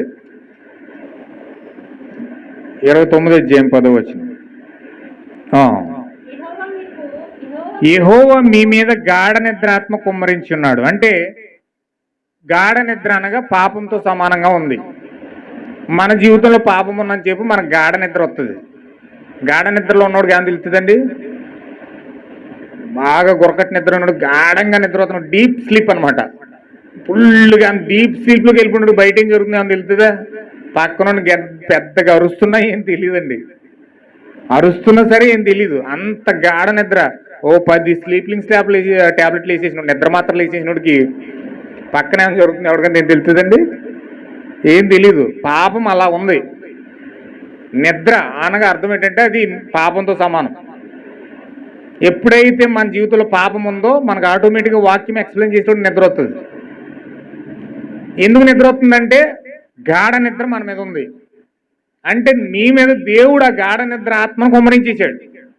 ఆ గాఢ నిద్ర ఆత్మను ఎందుకు కుమ్మరించాడంటే పాపం మన జీవితంలో ఉంది కనుక మనకు ప్రార్థన చేసినప్పుడు నిద్ర వస్తుంది, బైబిల్ చదివితే నిద్ర వస్తుంది, వర్తమానం చదివితే నిద్ర వస్తుంది, దేవుడితో సహవాసం అన్నప్పుడు నిద్ర వచ్చేది. నువ్వు సినిమా చూడు, 3 గంటలు చూసినా నిద్ర రాదు. నీకు పేకటాడు, ఎంతసేపు ఆడినా నిద్ర రాదు. 2 మనుషులు 3 మనుషులు కూర్చుని జోకులు వేసుకోండి, ఎంతసేపు రోజంతా కూర్చున్నా ఏమి అనిపించదు, నీకు అసలు నొప్పి అనిపించదు. హల్లెలూయా. కానీ ఒక 10 నిమిషాలు బైబిల్ చదువు. నీకు మాత్రమే తెలుసా? మా చర్చిలో ఒక ఆయన ఉన్నోడు అక్కడ ఈశ్వరపురంలో, ఆయన నోడు నాకు రోజు నిద్ర పడుతుంది అసలని అనువాడు. కానీ ఒక సూత్రంగా అనుకున్నానండి. ఏంటి ఆ సూత్రం అంటే, నాకు నిద్రలు రాలేనప్పుడు బైబిల్ చదువుతున్నాను వాడు. అతని నిద్ర మాత్రం అంట, నిద్ర రాకపోతే బైబిల్ పట్టుకుంటాడంట. అలాగా 4 అక్షరాలు 5 అక్షరాలు చదివినట్టు ఆటోమేటిక్ వచ్చేద్దండి నిద్ర. శుభ్రంగా నిద్ర అవుతాడు. హల్లెలూయా. అంటే నీకు నిద్ర అవుతుందంటే అర్థం ఏంటి? అంటే ఇది నీకు ఆశీర్వదించబడడానికి బదులుగా ఇది ఒక నిద్ర మాత్రంలా పనిచేస్తుంది. నీకు నిద్ర వచ్చే మార్గం ఏంటంటే బైబిల్ చదవడం, నిద్ర వచ్చే మార్గం ఏంటంటే వర్తమానం చదవడం, నిద్ర వచ్చే మార్గం ఏంటంటే దేవుడితో సహవాసం చేయడం. నువ్వు దేవుడితో సహవాసం చేద్దాము అని నువ్వు హృదయంలో కనుక అనుకున్నావు అంటే ఆ రోజు ఖచ్చితంగా నిద్ర వచ్చేది నీకు. నేను ఖచ్చితంగా ప్రార్థన చెయ్యాలి అని నువ్వు తలంచావా, నీకు ముందుగానే ఎంచక్క ఫుల్గా నిద్ర తెప్పించి ఎదురుపెడతాడు సాతానుడు. ఎందుకని? సాతానుడు గాఢ నిద్ర ఆత్మ మన మీద కుమ్మరించాడట. ఏదైనా తోటలో ఆ గాఢ నిద్ర ఆత్మ ఎప్పుడైతే కుమ్మరించాడో మనుషులకు దేవుడితో సహవాసం అన్నప్పుడు నిద్ర వస్తుంది. అందుకే ప్రార్థనలో ఎక్కువ మందికి వాక్యం జస్ట్ అలా స్టార్ట్ చేసేవాడికి అప్పుడే మొత్తం పీటర్ గారు అనేవారు, నేను ఇంకా స్టార్ట్ చేయలేదు అప్పుడు మీరు గురకొచ్చేస్తున్నా అనుడు. ఆయన బాధ తట్టుకోలేక చెప్పి చెప్పి చెప్పి చెప్పి చెప్పి మౌత్ అక్కడ ఎట్టేసి అగ్నిగుండంలో పాడేసిన అక్కడ కూడా నిద్ర అవుతాను మీరు అనుకోడు. హల్లెలూయా. అగ్నిగుండంలో పెద్ద గోస ఉంటుంది, భయంకర నరక గోస అది. అలాంటి సమయంలో కూడా మీరు గురకట్టి నిద్ర అవుతారు అనువుడైన. అంటే గాఢ నిద్ర ఆత్మ అనేది పాపానికి సాదృశ్యంగా ఉంది. పాపానికి మనం ఆకర్షించబడిన చేపు కూడా మనకు నిద్ర వస్తూనే ఉంటుంది. నిద్రను మనం జయించలేం, ఎందుకంటే అది దేవుడే కుమ్మరించేసాడు. కానీ ఇక్కడ ఏం చెప్తున్నాడంటే మీకు నేత్రములుగా ఉన్న ప్రవక్తలను చెడగొట్టి ఉన్నారు, మీకు శిరస్సులుగా ఉన్న దీర్ఘదర్శులకు మీరు ముసుగు వేసి ఉన్నారు అని ఇక్కడ అంటున్నాడు. హల్లెలూయా చెప్తున్నాడు. చూడండి అక్కడ దీని అంతటిని గూర్చిన ప్రకటన, గూఢమైన ప్రకటన వాక్యం, గూఢమైన గ్రంథము వాక్యం వలె ఉన్నది. ఒకడు నీవు దయచేసి దీన్ని చదవమని చెప్పాడట. ఏమని వింటున్నారా? ఇక్కడ చాలా మంచి మాట చెప్తున్నాడు. చూడండి, చాలా అద్భుతమైన మాట ఇక్కడ ఉంది. మీరు చాలా జాగ్రత్తగా మీరు దీన్ని వినాలి. ఈ బైబిల్ అంటే దేవుడు అంటే అక్షరాలు బాగా చదువుకున్నోడు ఇచ్చాడట. బాగా చదువుకున్నోడికి ఈ బైబిల్ చదువునాయన నీకు అర్థమవుతుంది, అర్థం చేసుకునే శక్తి నీకు ఉంది కాబట్టి ఈ బైబిల్ చదువు అని చెప్పి బాగా చదువుకున్నోడికి ఇచ్చాడట. అతను అన్నాడంట, ఇది నా వల్ల కాదు, అది చాలా గూఢార్థంగా ఉందని చెప్పాడట. ఎవరో మీరు అనుకుంటారు బాగా చదివి బిఏ ఎంఏ ఎంఏడి బాగా చదువుకున్నోడికి బైబిల్ బాగా పట్టా తెచ్చుకున్నోడికి బాగా అర్థమవుతుంది. పెద్ద పెద్ద పాస్టర్లో ఎంఏ చదివేస్తారు, బిఏ చదువుతారు, బిఈడి చదువుతారు, చాలా పెద్ద పెద్ద చదువులు చదివి పట్టా పొందుకుని పాస్టర్లు అవుతారు కదా, వాళ్ళకి బైబిల్ అర్థమవుతుంది, మిగతా వాళ్ళకి ఎవరికి అర్థం కాదనుకుంటారు చాలామంది. కానీ ఇక్కడ బాగా చదువుకున్నోడు బైబిల్ ఇస్తే అతను అంటున్నాడంట, ఇది చాలా గూఢార్థం ఉంది, నాకు అర్థం కావట్లేదు బాబా అన్నాడట. తర్వాత మరియు నీవు దయచేసి దీన్ని చదువుమని అక్షరములు తెలియని వాడికి ఇచ్చాడంట, చదువు లేనివాడికి ఇచ్చాడు. ఇప్పుడు ఈ బైబిల్ నువ్వు చదువుకున్నవాడికి ఎలాగ తెలియదు అన్నాడు, గూఢార్థం ఉందంటున్నాడు. సర్లే ఈ బైబిల్ నువ్వు చదువు అని చెప్పి చదువు లేనివాడికి ఇచ్చాడంట.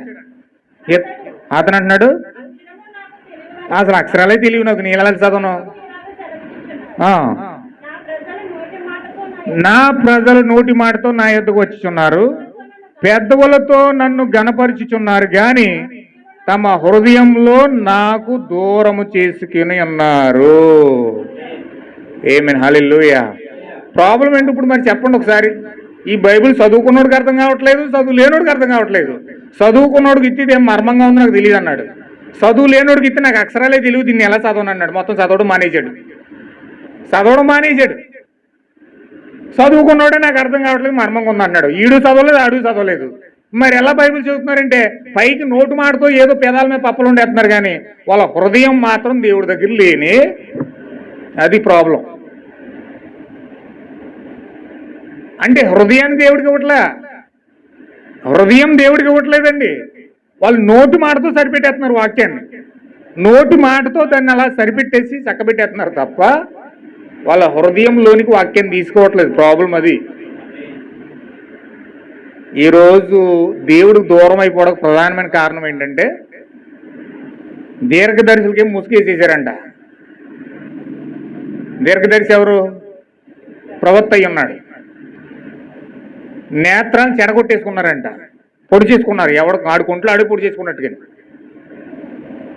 నేత్రాలు ఎవరు? ప్రవక్త అయి ఉన్నాడు. ప్రవక్తను పక్కనెట్టేశారు. వారు దీర్ఘదర్శులు చెదరగొట్టేసుకున్నారు. దేవుడు పంపిన ప్రవక్తను వాక్యాన్ని పక్కనెట్టేశారు, దేవుడి యొక్క అనువాదాన్ని పక్కనెట్టేశారు. వీళ్ళు సొంతంగా ఆలోచించేసుకుని, సొంతంగా అర్థం చేసేసుకుని ఈ బైబిల్ చదవకుండా ఇది మర్మంగా ఉంది, గూఢార్థంగా ఉందని తెలియకుండా పక్కనెట్టేసి, చదువుకున్నవాడు అలాగే చేస్తున్నాడు, చదువు లేనివాడు అలాగే చేస్తున్నాడు. పక్కనెట్టేసి వీళ్ళు ఏం చేస్తున్నారు? పెదవులతో ఆయన్ని గణపరుస్తున్నారంట కానీ వారి హృదయంతో దేవుడి దగ్గరికి వెళ్ళడం లేదు. హృదయంతో వెళ్ళాలంటే ప్రవక్త దగ్గరికి వెళ్ళాలి. ఏమైనా వింటున్నారా? ఎంత క్లియర్గా ఉందండి ఇక్కడ, ఎంత క్లియర్గా ఉంది చూడండి వాక్యం. అంటే దేవుడితో నీవు హృదయాన్ని కలపాలంటే నువ్వెవరి దగ్గరికి వెళ్ళాలి?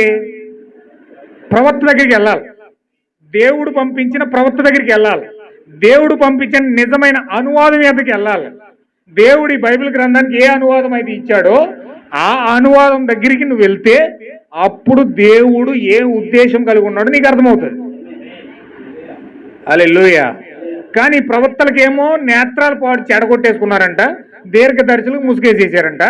ఇప్పుడు వీళ్ళు చదువుకోకుండా బైబిల్ గ్రంథాన్ని పక్కనెట్టేసి వీళ్ళ యొక్క సొంత ఆలోచనలతో దేవుడిని గణపరచడానికి వెళ్తున్నారట. అందుకని మనుషులు ఫెయిల్ అవుతున్నారు. దేవుడి దర్శనం లేదు, దేవుడి మాట వినరు, దేవుడిని చూడరు, దేవుడు పొందుకోవడానికి కూడా అవకాశం ఇవ్వరు. ఇంకెలా జరుగుతుందండి అసలు చెప్పండి ఒకసారి. అంటే ప్రపంచం మీద ఉన్న మానవాళ్ళంతా ఇలా చేస్తుంటే దేవుణ్ణి పొందుకోవడానికి ఏ విధంగా అవకాశం ఉంటుంది చెప్పండి ఒకసారి. అందుకే ఈరోజు అనేక మంది దేవుడు ఉన్నాడో లేదో తెలియని అయోమయంలో పడిపోయారు. దేవుడితో మాట్లాడాలా లేదా, మాట్లాడతాడా లేదా అన్న సంగతి కూడా అర్థం చేసుకోలేకపోయారు. ఆయన ఒక రాయిలా మారిపోయాడు, ఒక చెట్టులా మారిపోయాడు, ఒక వృక్షంలో మారిపోయాడు. ఇలాగ ఏదో ఒక పాత్రను చేసుకుని దేవుణ్ణి ఆరాధించడానికి ప్రయత్నం చేస్తున్నారు. కానీ ఒక ఫోటోలో దేవుడు కనపడుతున్నాడు తప్ప, ఒక క్యాలెండర్లో దేవుడు కనపడుతున్నాడు తప్ప ఇంకెక్కడా కూడా దేవుడు కనపడతలేదు. ఏమైనా వింటున్నారా? చెప్పండి ఒకసారి, దేవుడు ఎక్కడైనా కనపడుతున్నాడా? మనుషులు పైకి ఫాలో అవుతున్నారంటే దేవుడిని ఫాలో అవుతున్నట్టుగా ఉంటున్నారు, కానీ నిజంగా వారి జీవితంలో దేవుడు ఉన్నాడంటారా? చెప్పండి ఒకసారి. ఈరోజు అనేక మంది దేవుణ్ణి సమీపించలేకే కదా మన జీవితాలు ఇలాగ అయిపోతున్నాయి. దేవుణ్ణి లేకే కదా మన జీవితాలు ఇలా పతనం అయిపోతున్నాయి. మన పాపంలోనే మనం దొరులుతున్నాం పందిలాగా. మన జీవితాలతోనే మనం ముందుకెళ్ళిపోతున్నాం, మన ఆలోచనలతోనే మనం ముందుకెళ్తున్నాం. దేవుడు ఉన్నాడు అని నమ్మకం ఒకటి మన జీవితంలో ఉండదు, అదొకటి తప్ప ఇంకేదైనా మన జీవితంలో ఏదైనా కార్యరూపం తలుస్తుందంటారా? వాస్తవంగా మాట్లాడండి ఒకసారి. వాస్తవం దగ్గరగా కొన్ని మాటలు మాట్లాడదాం. ఏదో మనము దేవుడు ఉన్నాడని నమ్మకం, హృదయంలో ఏదో ఒక చిన్న నమ్మకం తప్ప అసలు నిజంగా దేవుణ్ణి చూసామా, నిజంగా దేవుడిని మాట వింటున్నామా, నిజంగా ఆయన్ని చూసి ఆయన పొందుకోవడానికి ముందుకెళ్తున్నామా అన్నది చూస్తే 99% జనులు అలా లేరు. ఎక్కడో 1% ఒక వ్యక్తి దానికోసం ఆరాటపడుతూ, దానికోసం నేను దేవుని మాట వినాలి, ఏమైనా సరే నేను దేవుణ్ణి ఏదైనా సరే కలుసుకోవాలి, ఆయన చూడాలి, ఆయన పొందుకోవాలి. నీతీకరణ, శుద్ధీకరణ, పరిశుద్ధాత్మ, బాప్టిజం 3 స్టెప్లుగా బోధించాడు ప్రవక్త. దేవుణ్ణి పొందుకోవడం అంటే 3 స్టెప్ల కింద బోధించాడు. 3 స్టెప్లు ఏంటంటే, ఫస్ట్ నీతీకరణ అనగా దేవుని కోసం వినడం, శుద్ధీకరణ అనగా దేవుణ్ణి చూడడం, హల్లెలూయా, పరిశుద్ధాత్మ అనగా దేవుణ్ణి పొందుకోవడం. ఎంతమందికి అర్థమైందన్నమాట? ఏమని చెప్పండి అందరూ కూడా. నీతీకరణ, శుద్ధీకరణ, పరిశుద్ధాత్మ, బాప్తిజం ద్వారా మనం దేవుని యొక్క శరీరంలోకి వెళ్తామని ఈ గాల్మేక ప్రవక్త 1200 మెసేజ్లు బోధించిన థీమ్ అది. ఈ వర్తమానం యొక్క నిజమైన థీమ్ ఏంటంటే, నిజమైన అర్థం ఏంటంటే, నీతీకరణ పొందుకొని, శుద్ధీకరణ పొందుకొని, పరిశుద్ధాత్మ బాప్తిజం ద్వారా క్రీస్తు యొక్క శరీరంలోకి అడుగు పెట్టడం అన్నమాట. అంటే నీతీకరణ, శుద్ధీకరణ, పరిశుద్ధాత్మ బాప్తిజం ద్వారా క్రీస్తు యొక్క శరీరంలోకి ఎలాగడుతున్నామంటే, నీతీకరణ అనగా దేవుణ్ణి వినడం, శుద్ధీకరణ అనగా దేవుణ్ణి చూడడం, పరిశుద్ధాత్మ బాప్తిజం అనగా దేవుణ్ణి పొందుకోవడం. హల్లెలూయా. ఈ 3 జరిగినోడే నిజమైన తిరిగి జన్మించిన వ్యక్తి అవుతుంది. నిజంగా తిరిగి జన్మించాలంటే ఈ 3 జరగాలి. వినాలి, చూడాలి, పొందుకోవాలి. ఈ 3 జరగకుండా ఏ వ్యక్తి క్రీస్తులోకి అడుగు పెట్టలేడు. సంఘంలోకి ఎవడైనా వెళ్ళిపోతాడు, సంఘంలోకి ప్రతి వ్యక్తి వస్తాడు. కానీ క్రీస్తు యొక్క శరీరంలోకి వెళ్ళాలంటే ఫస్ట్ నువ్వు వినాలి, చూడాలి, దేవుని మాట వినాలి, దేవుని మాట దేవుణ్ణి చూడాలి, దేవుని కలుసుకోవాలి. ఎంతమందికి అర్థమైందండి? వింటున్నారా?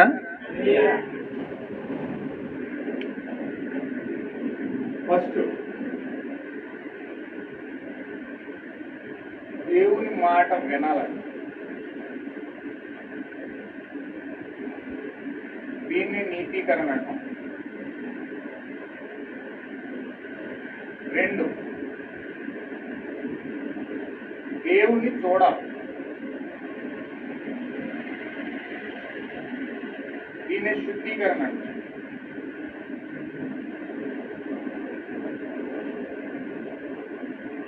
3 దేవుణ్ణి పొందుకోవాలి, కలుసుకోవాలి.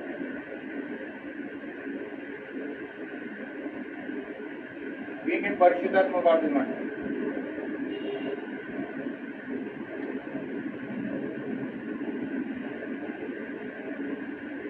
ఈ 3 స్టెప్పుల ద్వారా మనం దేవుని కలుసుకోవాలండి. హల్లెలూయా. ఈ 3 స్టెప్పుల ద్వారా దేవుని కలుసుకోవాలి. ఖచ్చితంగా ఈ 3 స్టెప్పులు లేకుండా ఏ వ్యక్తి కూడా తిరిగి జన్మించడు. ఖచ్చితంగా ఏ వ్యక్తి కూడా దేవుణ్ణి కలుసుకోలేడు.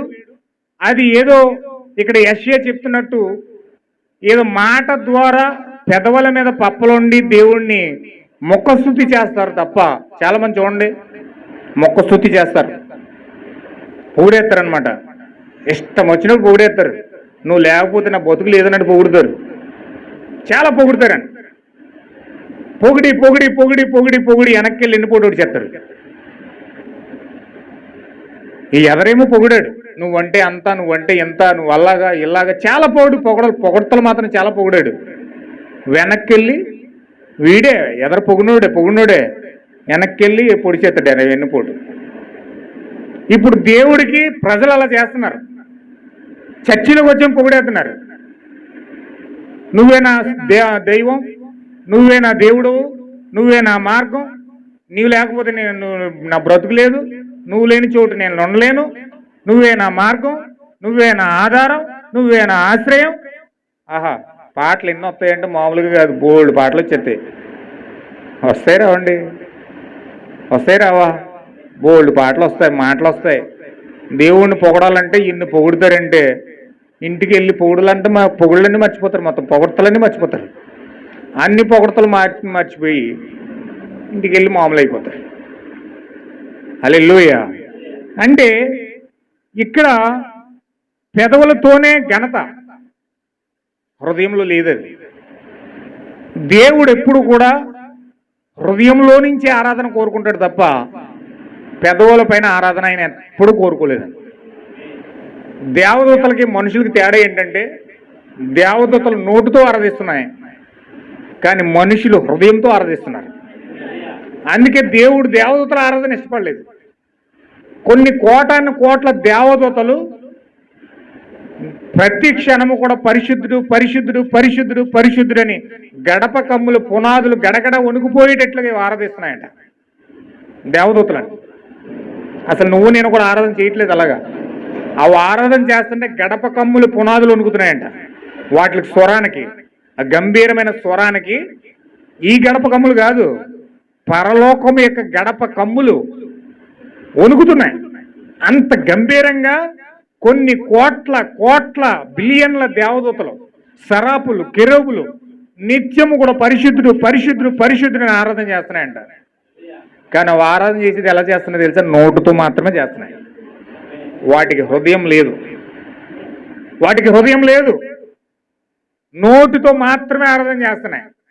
అందుకే దేవుడు వాటి యొక్క ఆరాధన అసహించుకొని పడిపోయిన మనిషి యొక్క ఆరాధన ఎందుకు కోరుకున్నాడంటే, పడిపోయిన మనిషి మెత్తని హృదయం పొందుకొని, విరిగి నలిగిన హృదయం పొందుకొని పశ్చాత్తాపంతో కూడిన ఆరాధన చేస్తా ఉన్నాడు. ఆ ఆరాధన దేవుడు కోరుకున్నాడండి. హల్లెలూయా. బాగా ఆకలితో ఉన్న వ్యక్తికి ఒక 10-15 రోజుల నుంచి అన్నం తింటలేదండి. ఒక 10-15 రోజుల నుంచి అన్నం తింటలేని వ్యక్తికి ఒక మంచి హృదయం కలిగిన వ్యక్తి అట్టుకెళ్ళి ఒక చికెన్ బిర్యానీ అట్టుకెళ్ళి కూర్చోబెట్టి, నాయన నువ్వు చాలా ఆకలితో ఉన్నావు, ఎవరు నిన్ను చూడట్లేదు, నువ్వు ఈ అన్నం తినని చెప్పి గోరుముద్దలు చేసి అతనికి తినిపించి, అతను ఆలనా పాలన చూసుకుని మంచి బట్టలు కొనిచ్చి ఒక చక్కగా మంచి ప్లేస్లో పెట్టి నువ్వు జాగ్రత్తగా ఉండని చెప్పి ఓ 1,00,000 2,00,000 చేతిలో పెట్టాడు అనుకోండి. ఇప్పుడు అతని పరిస్థితి ఎట్లా ఉంటుంది చెప్పండి ఒకసారి. ఏమండి, ఒక భయంకరంగా దిగజారిపోయి ఉన్న వ్యక్తిని పట్టుకొని ఇతను గోరుముద్దలు తినిపించి మంచి స్థానంలో పెట్టి చక్కగా అతను ప్రేమించి అతను ఆదుకొని హత్తుకొని అతనికి చక్కగా బ్రతకడానికి చక్కగా సలహాలు ఇచ్చి అతను ఒక స్థాయిలో నిలబెట్టాడు అనుకోండి.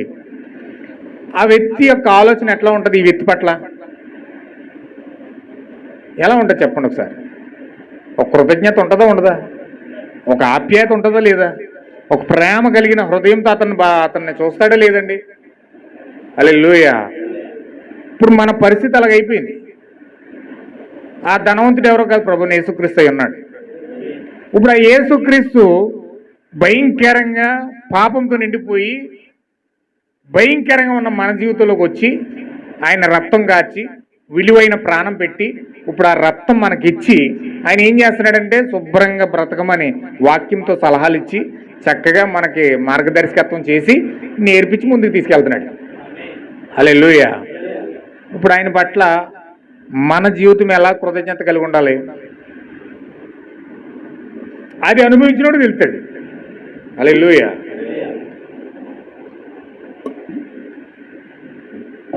ఏమైనా వింటున్నారు కదా? ఖచ్చితంగా దాని అవసరం పొందుకున్న వాడికి ఆ కలువరి రక్తం యొక్క అనుభవం ఇతను పొందుకున్నవాడికి అర్థమవుతుంది. అది అంటే గోరుముద్దలు తినిపిస్తుంటే తిన్నవాడికి తెలుస్తుంది ఆ ప్రేమ అంటే ఏంటో. అవునా కదండి? పక్కోడికి ఏం తెలుస్తుంది? పక్కోడికి అసూయ కలుగుతుంది చూసినోడికి. అయ్యో ఎంత ప్రేమ వచ్చేసింది ఏంటి, ఆడికి తినిపించేస్తున్నాడు, అలాగే ఇలాగే నేను నాలుగు రాళ్ళేసి వెళ్ళిపోతాడు చూసి అలాగే అనిపిస్తుంది. ఎంత ప్రేమ వచ్చేసింది నీకు పేదల పట్ల, అలాగే ఇలాగే రకరకాలుగా నాలుగు రాళ్ళేసి వెళ్ళిపోతాడు అతను. అతనికి ఏం తెలియదు ఆ ప్రేమ అంటే. ఆ ప్రేమ ఎవరికి తెలుస్తుంది అంటే తిన్నవాడికి తెలుస్తుంది. హల్లెలూయా. అలాగే ఈరోజు యేసుక్రీస్తుని విమర్శించే వాళ్ళు చాలా మంది ఉన్నారు. రాళ్ళు వేసేవాళ్ళు, రక్తం కార్చేసాడంట, ప్రాణం పెట్టేశాడంట, ఏదో చేసేసాడంట, అలా చేశాడంట, ఇలా చేశాడంట అని చాలామంది రకరకాల రాళ్ళు వేసేవాళ్ళు ఉన్నారు. కానీ ఆ ప్రేమను స్వతహాగా చూసి పొందుకున్నవాడు వెళ్తుంది. హల్లెలూయా. దాని నుంచి దూరం అవ్వలేడు వ్యక్తి. ఆ ప్రేమను పొందుకొని అనుభవించినోడు తెలుస్తుంది.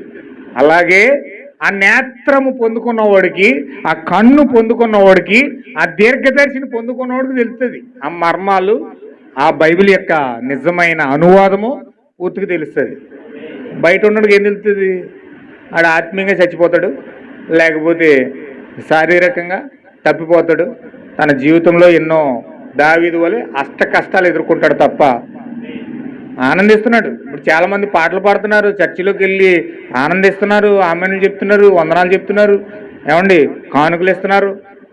చర్చిలో దావీదు ఆనందం చేసినట్టు వీళ్ళు ఆనందిస్తున్నారు. కానీ అక్కడ మార్గం ఎలా ఉంది? ఏమండి దావీదు చప్పట్లు కొట్టినట్టే వీళ్ళు తంబుర సితార నాదముతో తప్పలు కొడుతున్నారండి, తాళాలు కొడుతున్నారండి, నాట్యం చేస్తున్నారండి, భాషలు మాట్లాడుతున్నారండి, వాక్యం చెప్తే వింటున్నారండి, అన్నీ చేస్తున్నారు, చక్కగా ఉంది. కానీ అక్కడ మార్గం ఎలా ఉంది? చాలా తప్పుడుగా ఉంది. నడిచే మార్గం చాలా తప్పుడుగా ఉంది. కొత్త బండి ఎక్కించేశారు. ఆలోచన నాతానికి రావాల్సిన ఆలోచన, ప్రవర్తకు రావాల్సిన ఆలోచన ఒక యాజకుడికి వస్తుంది. ఈరోజు చాలా మంది పాస్టర్ల కంటే ఎక్కువగా రెవల్యూషన్ వచ్చేస్తుంది విశ్వాసులకి. పాస్టర్ల కంటే ఎక్కువ రెవల్యూషన్ విశ్వాసులకు వచ్చేది. ప్రవక్తల కంటే ఎక్కువ రెవల్యూషన్ పాస్టర్లకు వచ్చేస్తుంది. ప్రవక్తకే రాదు అంత రెవల్యూషన్, పాస్టర్లకు వచ్చేస్తుంది. ప్రజలను గెలివిలు పెట్టడానికి విశ్వాసులకు వచ్చేది పాస్టర్ కంటే ఎక్కువగా, సంఘాన్ని గెలివిల్లో పెట్టడానికి. హల్లెలూయా. దేవుని ఒక మహిమ కలుగును గాక. ఇది ఎక్కడ స్టార్ట్ అయ్యిందంటే అక్కడ ఎక్కడో స్టార్ట్ అయిన పరిస్థితి ఈరోజు సంఘాల గుండా, విశ్వాసుల గుండా, మనుషుల గుండా ప్రవశిస్తూ సంఘాల్లోకి వస్తూ ఉంది. హల్లెలూయా. జాగ్రత్తగా మీరు వాక్యాన్ని వినండి, అర్థమవుతుంది కదా? నేను ఒక్కొక్క మాట గంట చెప్తున్నాను, మరి వివరిస్తున్నాను, అర్థమవుతుందని వివరిస్తున్నాను. ఇది చెప్పుకుంటా పోతే ఒక అరగంటలో నేను చదివేస్తాను, కానీ చదివేయడం వల్ల కాదు గొప్ప విషయం. ఇది మనకు పరిస్థితి అర్థం అవ్వాలి. ఈ బుక్ అయ్యేటప్పుడు కొన్ని పరిస్థితులు ఆల్మోస్ట్ మనకు అర్థమవుతాయి అనుకుంటున్నాను నేను. హల్లెలూయా. ఎందుకంటే ప్రవక్త వాక్యాన్ని మనం మార్చకూడదు. ఆయన ఏం చెప్పాడంటే, ఒక వ్యక్తి అన్నాడు ప్రవక్త వాక్యాన్ని తీసుకుని సొంతంగా చెప్పేస్తున్నాడు. సొంతంగా చెప్పేసి అతను క్యాసెట్ చెప్తుంటే క్యాసెట్ తినేసి ఆ క్యాసెట్లు ఇది తప్పు అని చెప్పి దాన్ని మార్చి ఇంకోలా చెప్పడం ప్రయత్నం చేస్తున్నాడు. ప్రవక్త ఉన్నప్పుడే చెప్తున్నాడు. ఒకరోజు ఈయన మీటింగ్కి వెళ్ళాడు. ప్రవక్త వాక్యం చెప్తా ఆపేసి, ఓ సహోదరుడా, నా క్యాసెట్లో ఏలు పెట్టను అన్నాడు. హల్లెలూయా. గుండె హార్ట్ అటాక్ వచ్చినట్టు కొట్టుకున్నాడు అతను. ఇది నేను ఇలా చెప్పాను అతనికి ఎలా తెలిసిపోయింది? అతను ప్రవక్త, హృదయ రహస్యాలు బయలుపరిచే వ్యక్తి అతను. హల్లెలూయా. నా క్యాసెట్లో ఏలు పెట్టొద్దు అన్నాడు. నేనేం చెప్పాను అది చెప్పు, దాన్ని మార్చి చెప్పకన్నాడు. ఖచ్చితంగా ప్రవక్త ఏదైతే చెప్పాడో దానిని మాట్లాడితేనే మనకు కృప కలుగుతుంది, దానిని మాట్లాడితేనే మనకు ఆశీర్వాదం కలుగుతుంది. దానికి మించి ఏదో మనం తెలివితేటలు వాడేసిన పెద్ద తెలివైన చూపించుకోవడం వల్ల నష్టపోయేది మనమే తప్ప వేరే వాళ్ళు ఎవరు కాదు. హల్లెలూయా. చాలా జాగ్రత్తగా మీరు పట్టుకోండి. ఎందుకంటే దేవుని మార్గాన్ని కనుక్కున్నప్పుడు దేవుని మార్గంలోనే వెళ్ళాలి. మన సొంత మార్గంలో వెళ్ళిపోవడానికి ప్రయత్నం చేసామంటే ఇరుకులు పడిపోతాం, ఖచ్చితంగా పడిపోతాం.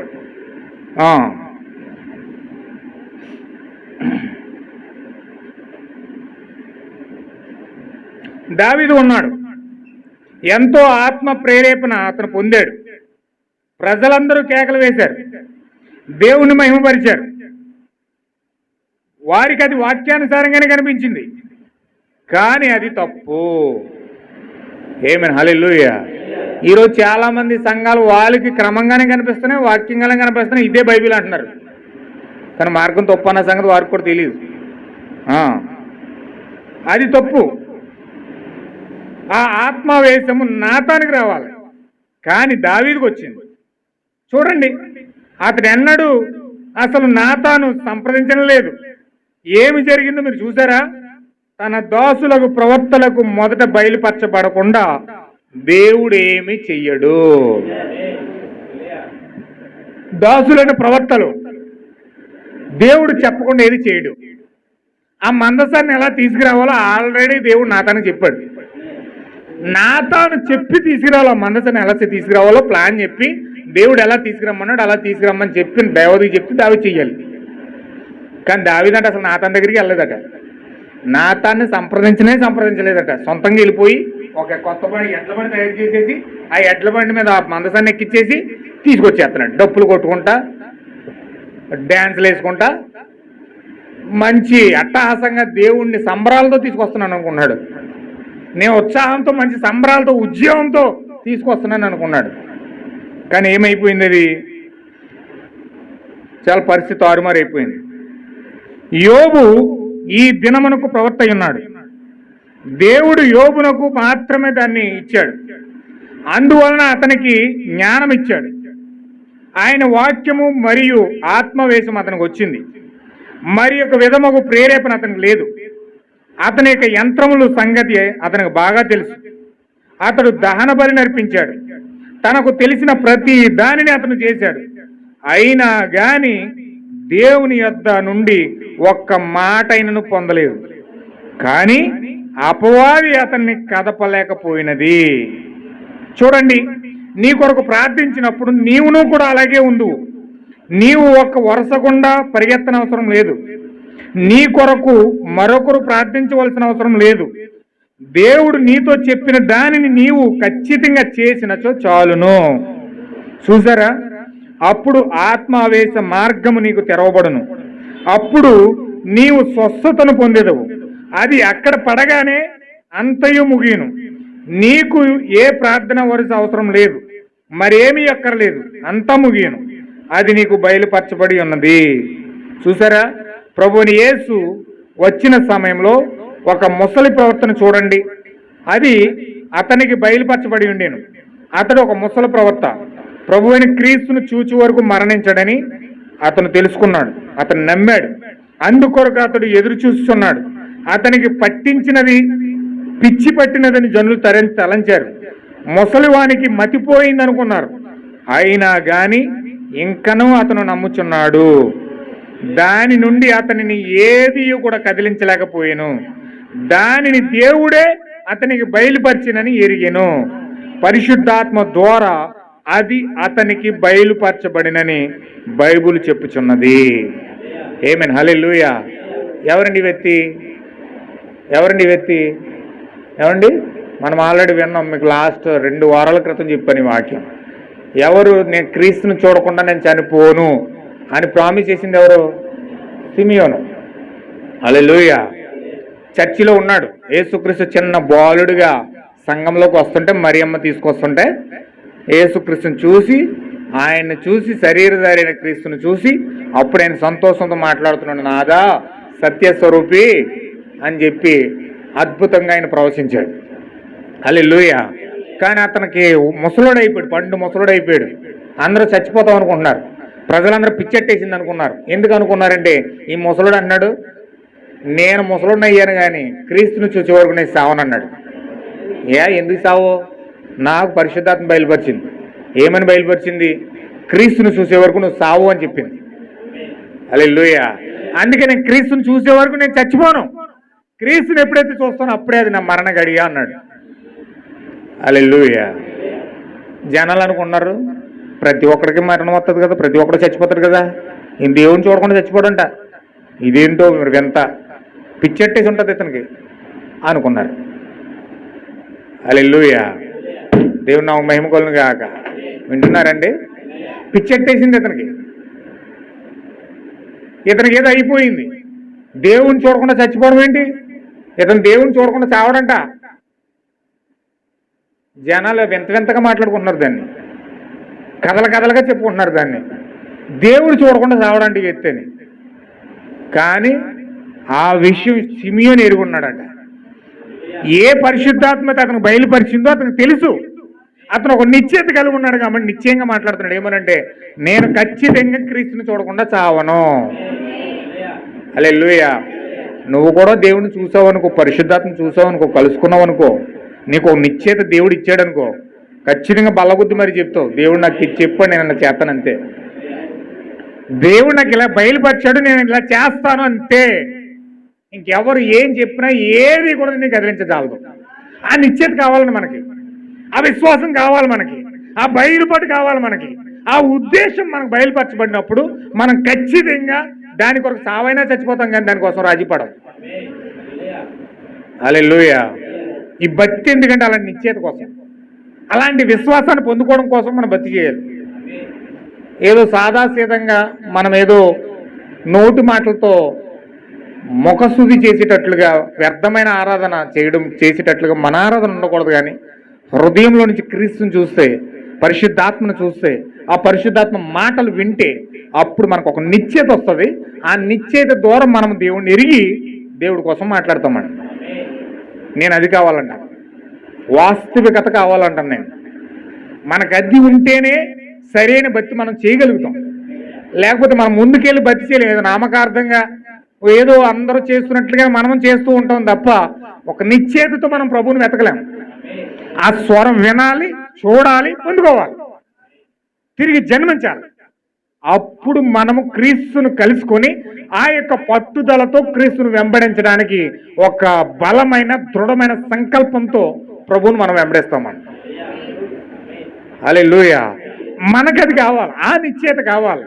ప్రవక్తలందరూ కూడా నిశ్చయతతో కదిలారు, విశ్వాసులందరూ కూడా నిశ్చయతతో కదిలారు. ఆ యొక్క దేవుని వెంబడించే వాళ్ళందరూ కూడా అలాంటి నిశ్చయతతోనే కదిలారు, విశ్వాసంతో కదిలారు వాళ్ళు.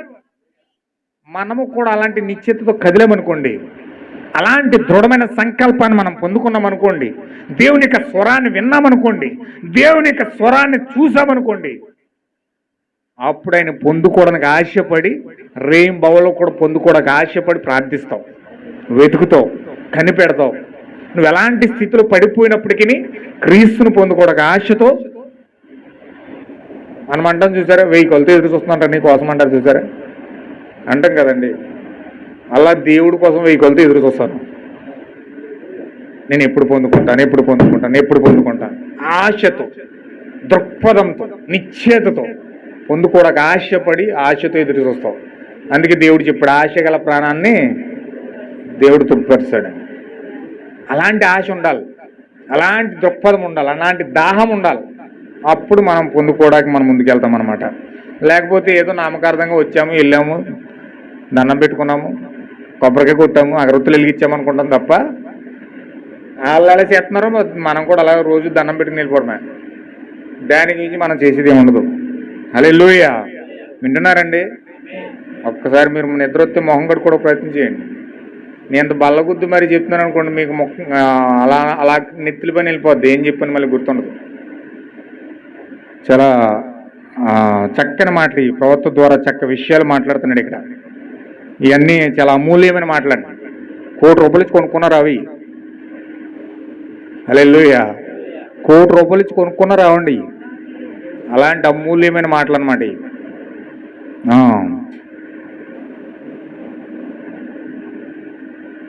నీకది బయలుపరచబడినప్పుడు నీవే దేవుని వాగ్దానమును చేర్చుకొందువు, అదే ఆత్మావేశము. క్రైస్తవులకు మీకు అది కావాలి. మీకు ప్రార్థన వరుస అక్కర్లేదు, తెరవబడిన హృదయం నీకు కావాలి. ఏమైనా హల్లెలూయా. యంత్రాలన్నీ సిద్ధపరచబడాలి, దైవావేశం లోనికి రావాలి.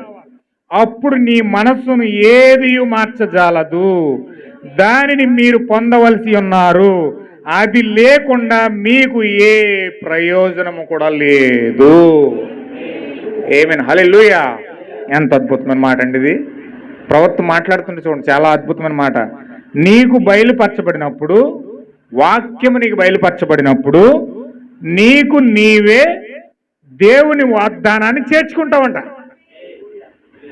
ఎవరో పట్టుకొచ్చి అమ్మ దేవునికి వాగ్దానం చేశాడు, దీన్ని పట్టుకుని వేలాడమ్మా, దీన్ని పొందుకోమ్మా, దీన్ని పొందుకోమ్మ, నేను బతిమలక్కర్లా, నిన్ను అడిగి అడిగి గోజాడక్కర్లా, ప్రార్థన చేయమ్మా, బైబిల్ చదువమ్మా, పాటలు పాడమ్మా, ఇచ్చేయమ్మా, నిన్నేమి వెనకాల తొయ్యక్కర్లా.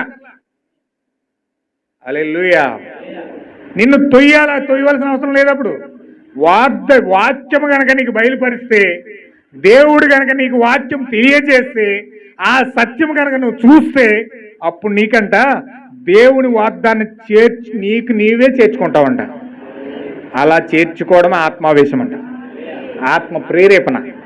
ఆ ప్రేరేపణ నువ్వు కలిగినప్పుడంట నీకు నువ్వుగానే వాగ్దానం చేర్చుకుంటావంట. హల్లెలూయా. ఇప్పుడు వెళ్ళి ఇళ్ళ దగ్గరికి వెళ్ళి గంటల తరబడి కూర్చుని వాక్యం చెప్తేనే చెప్పినా సరే చేర్చుకోవట్లేదు.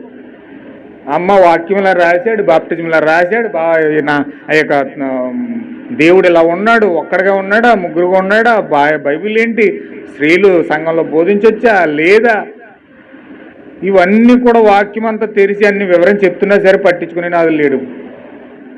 మాకున్నాయండి సంఘాలు, మాకున్నాయి వాక్యాలు, మేము వింటున్నామండి, మేము చేస్తున్నామండి, మేము ప్రార్థన పరులమండి, మేము పాటలు పాడుతున్నామండి, మేము దాన ధర్మాలు చేస్తున్నామండి, మేము చాలా సేవా కార్యక్రమాలు కలిగి ఉన్నామండి అని ఏదేదో చెప్తున్నారు. కానీ ఏదేదో మాట్లాడుతున్నారు. కానీ మనుషులు ఈ లోపల ఆత్మ ప్రేరేపణ పొందుకుని తనకు తానుగా ప్రేరేపించబడి దేవుని యొక్క వాగ్దానాన్ని సమీపించగలిగే విశ్వాసము పొందుకోవడంలో ఈరోజు ప్రజలు విఫలమైపోతున్నారు.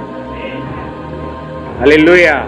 సేవా కార్యక్రమాల కోసం చెప్పమంటే ఎన్నో చెప్తున్నారు, పాటల కోసం చెప్పమంటే ఎన్నైనా చెప్తున్నారు, బోధ కోసం చెప్పమంటే ఎన్నైనా చెప్తున్నారు, సంఘాల కోసం చెప్పమంటే ఎన్నైనా చెప్తున్నారు, సేవా కార్యక్రమం కోసం చెప్పమంటే ఎన్నైనా చెప్తున్నారు. ప్రార్థన పరులు, పాటలు పాడుతున్నాం, అది చేస్తున్నాం, దేవుడి కోసం ఎన్నో చేస్తున్నాం, ఎన్నో చెప్తున్నారు, చేసినవన్నీ చెప్పేసి ఉన్నారు. కానీ అసలు వాగ్దానాన్ని సమీపించి దాన్ని చూసి దాన్ని పొందుకోవడానికి ఎంతవరకు వారి జీవితాల్లో సమయాన్ని వెచ్చించి క్రీస్తు కోసం పోరాడుతున్నారు చెప్పండి.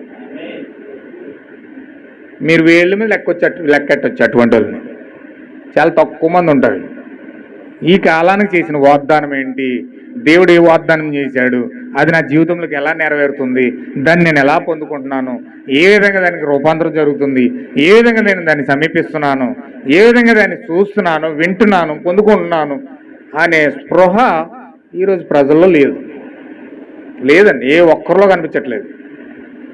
ఎందుకంటే గాఢ నిద్రాత్మ, ప్రవర్తనపైన వేసిన ముసుగు. బొమ్మకు ముసుగేసి కప్పెట్టి ధ్యానం కనపడుతుందండి? ఓ బొమ్మకే ఓ దుప్పటేసి కప్పెట్టి ధ్యానం కనపడుతుందా? బైబిల్కి అలాగ వేసేసారు ముసుగు, ప్రవర్తకు అలాగ వేసేసారు ముసుగు. నువ్వు కనపడకు జనాలకి, నువ్వేం కనపడకు, అంతా నేను చూసుకుంటాను, నువ్వేం మాట్లాడకు, మౌనంగా ఉండు అని చెప్పేసి గోంచని చూడు తొడిగేసి బొమ్మకే పక్కనెట్టేసినట్టుగా ఈరోజు ప్రవర్త వాక్యాన్ని కానీ, బైబిల్ని కానీ, వాగ్దానాన్ని కానీ పట్టించుకుని నాదులు లేడు, ముసుగేసేసారు. గాఢ నిద్ర ఆత్మ చేత వీళ్ళు ఏం చేశారంటే శిరస్సులకు, దీర్ఘదర్శులకు ముసుగేసేసారు. శిరస్సు అయిన దీర్ఘదర్శి అంట. శిరస్సు అయినా మనిషిని ఎవరు నడిపిస్తారండి? శిరస్సు. ఈ తలకాయ ఉంటేనే చాలా మంది అంటారు, ఏ తలకాయ లేదంటారు నీగా అంటారు కదా. ఎందుకంటారు తలకాయ లేదని? తలకాయ లేదంటే అర్థం ఏంటంటే వాళ్ళ వెనకాల ఉన్న అభిప్రాయం ఏంటి, నీకు ఆలోచన లేదేంటని. తలకాయ లేదంటే అర్థం ఏంటంటే నీకు ఆలోచన, బుర్ర లేదేంటి అంటారు చాలా మంది. అంటే నీకు ఆలోచన లేదంటే నేను ఆలోచన ఎక్కడ వస్తుంది? తలలోనే వస్తుంది. ఆ తల ఎవరు? క్రైస్తవులు తల ఎవరు? క్రైస్తవులకి తల ఎవరు? ప్రవక్త అయి ఉన్నాడు. అని గుర్తుపెట్టుకోండి. మీరు అందరూ చెప్పండి ఒకసారి, క్రైస్తవుకు తల ఎవరు? అందరూ చెప్పాలి. ప్రవక్త ఉన్నాడు. క్రైస్తవులకు తల ప్రవక్త. ఆ ప్రవక్తల్లో నుంచి నీకు ఆలోచన వస్తుంది, దేవుని ఆలోచన వస్తుంది. ప్రజలు ఏం చేశారు? ముసుగేసేసారు. పోలీసులు చూడండి, దొంగనట్టుకున్నప్పుడు ఏం చేస్తారు? వెనకాల తలగా ఒకటి తొడిగేసి తన నల్లని ముసుగేసి ముఖం కనపడినవారు, ఓన్లీ బాడీ కనపడుతుంది. అలాగా ఈరోజు క్రైస్తవులు ప్రవక్తలకు దొంగల్లో ముసుగేసేసారు. దొంగల్లో ముసుగేసి కనపడలేదు ప్రవర్తనని. దీర్ఘదర్శులు శిరస్సు అయిన దీర్ఘదర్శులు కంట ఆలోచన ఇచ్చి దీర్ఘదర్శులు కంటే ముసుగేసేసారు. హల్లెలూయా. నేత్రాలు చెడగొట్టేసుకున్నారు, చూడడానికి కళ్ళు లేవు. వీళ్ళు ఏం చేస్తున్నారు? సొంతంగా వాక్యాన్ని చదివేసి అర్థం చేసేసుకుని మొత్తం పెద్ద బతిపొరులో చదివేస్తారు. కానీ ఎందుకని చదివినంత సేపు పని చేస్తుంది అది. ఆ తర్వాత ఏమైపోతుందో కూడా తెలియదు. హల్లెలూయా. అందుకే ఖచ్చితంగా మనకి ఏం బయలుపరచబడాలండి? వాక్యం బయలుపరచబడాలి. ఆ బయలుపరిచిచ్చే వ్యక్తి ఎవరంటే ప్రవక్త అయి ఉన్నాడు. ఇప్పుడు అది బయలుపరచబడినప్పుడు ఆ వాగ్దానమును ఎవ్వరూ బతిమాలకుండానే నీకు నువ్వుగానే చేర్చుకుంటావు. హల్లెలూయా. ఇక్కడ నిలబడి మిమ్మల్ని బతిమాలక్కర్లేదు, ప్రార్థన చెయ్యమ్మా, పాట పాడమ్మా, ఎలుగెత్తి ఏడు అమ్మా, దేవుణ్ణి గోచాడమ్మా, నేనేం పెద్ద అరిచి మిమ్మల్ని మీతో ఏం చెప్పక్కర్లేదు. ఆటోమేటిక్గా ఆత్మ మిమ్మల్ని తాకిందంటే ఆటోమేటిక్గా బలిపీఠం దగ్గర మీరే పశ్చాత్తాపడి ప్రార్థన చేసేస్తారు. లేకపోతే కట్రోల్లాగా భూమిలో దించేసిన కట్రోల్లాగా అలాగే పడుంటారు. పశ్చాత్తాపం ఉండదు, ఏముండదు, ఏమీ కూడా దేవుడు ప్రేరేపణ లేనని చెప్పి ఏం చేయలేరు మీరు దేవుడి కోసం. హల్లెలూయా. ఆత్మావేశం తాకినప్పుడు అలా చేస్తామంట. క్రైస్తవులకు మీకు అది కావాలి. హల్లెలూయా. మీకు ప్రార్థన వరుస అవసరం అక్కర్లేదు, తెరవబడిన హృదయం కావాలి. ఏం కావాలండి? ఏం కావాలి?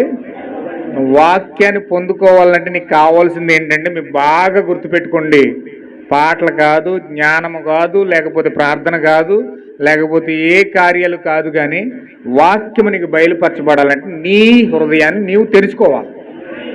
తెరవబడిన హృదయం కావాలి. ఎవరికైతే హృదయం తెరవబడుతుందో తెరవబడిన హృదయంలోనికి క్రీస్తు వస్తాడు. హల్లెలూయా. యంత్రములన్నీ సిద్ధపరచుకోవాలి. యంత్రాలంటే ఏంటండి? లోపలున్న ఇంద్రియాలు. ఏంటి ఇంద్రియాలు? మనస్సాక్షి, హేతుబుద్ధి, తర్కాలు, శరీరము, ముక్కు, నోరు, చెవి, స్పర్శ, వినికిడి, ఇవన్నీ కూడా లోపల శరీరానికి ఉన్న 5 ఇంద్రియాలు, లోపల ఆత్మలో ఉన్న 5 ఇంద్రియాలు, 10 ఇంద్రియాలని కూడా, యంత్రాలన్నీ కూడా నువ్వు సిద్ధపరచుకోవాలి. ఎప్పుడైతే నువ్వు సిద్ధపరచుకుంటావో నీ ఏకాగ్రత అంతా కూడా వాక్యం మీద ఎప్పుడైతే పెడతావో, నీ పూర్ణ హృదయంతో దేవుడిని ఎప్పుడైతే సేవించడానికి ఇష్టపడతావో అప్పుడు దేవుడు నీకు ప్రత్యక్షమైపోతాడు. హల్లెలూయా.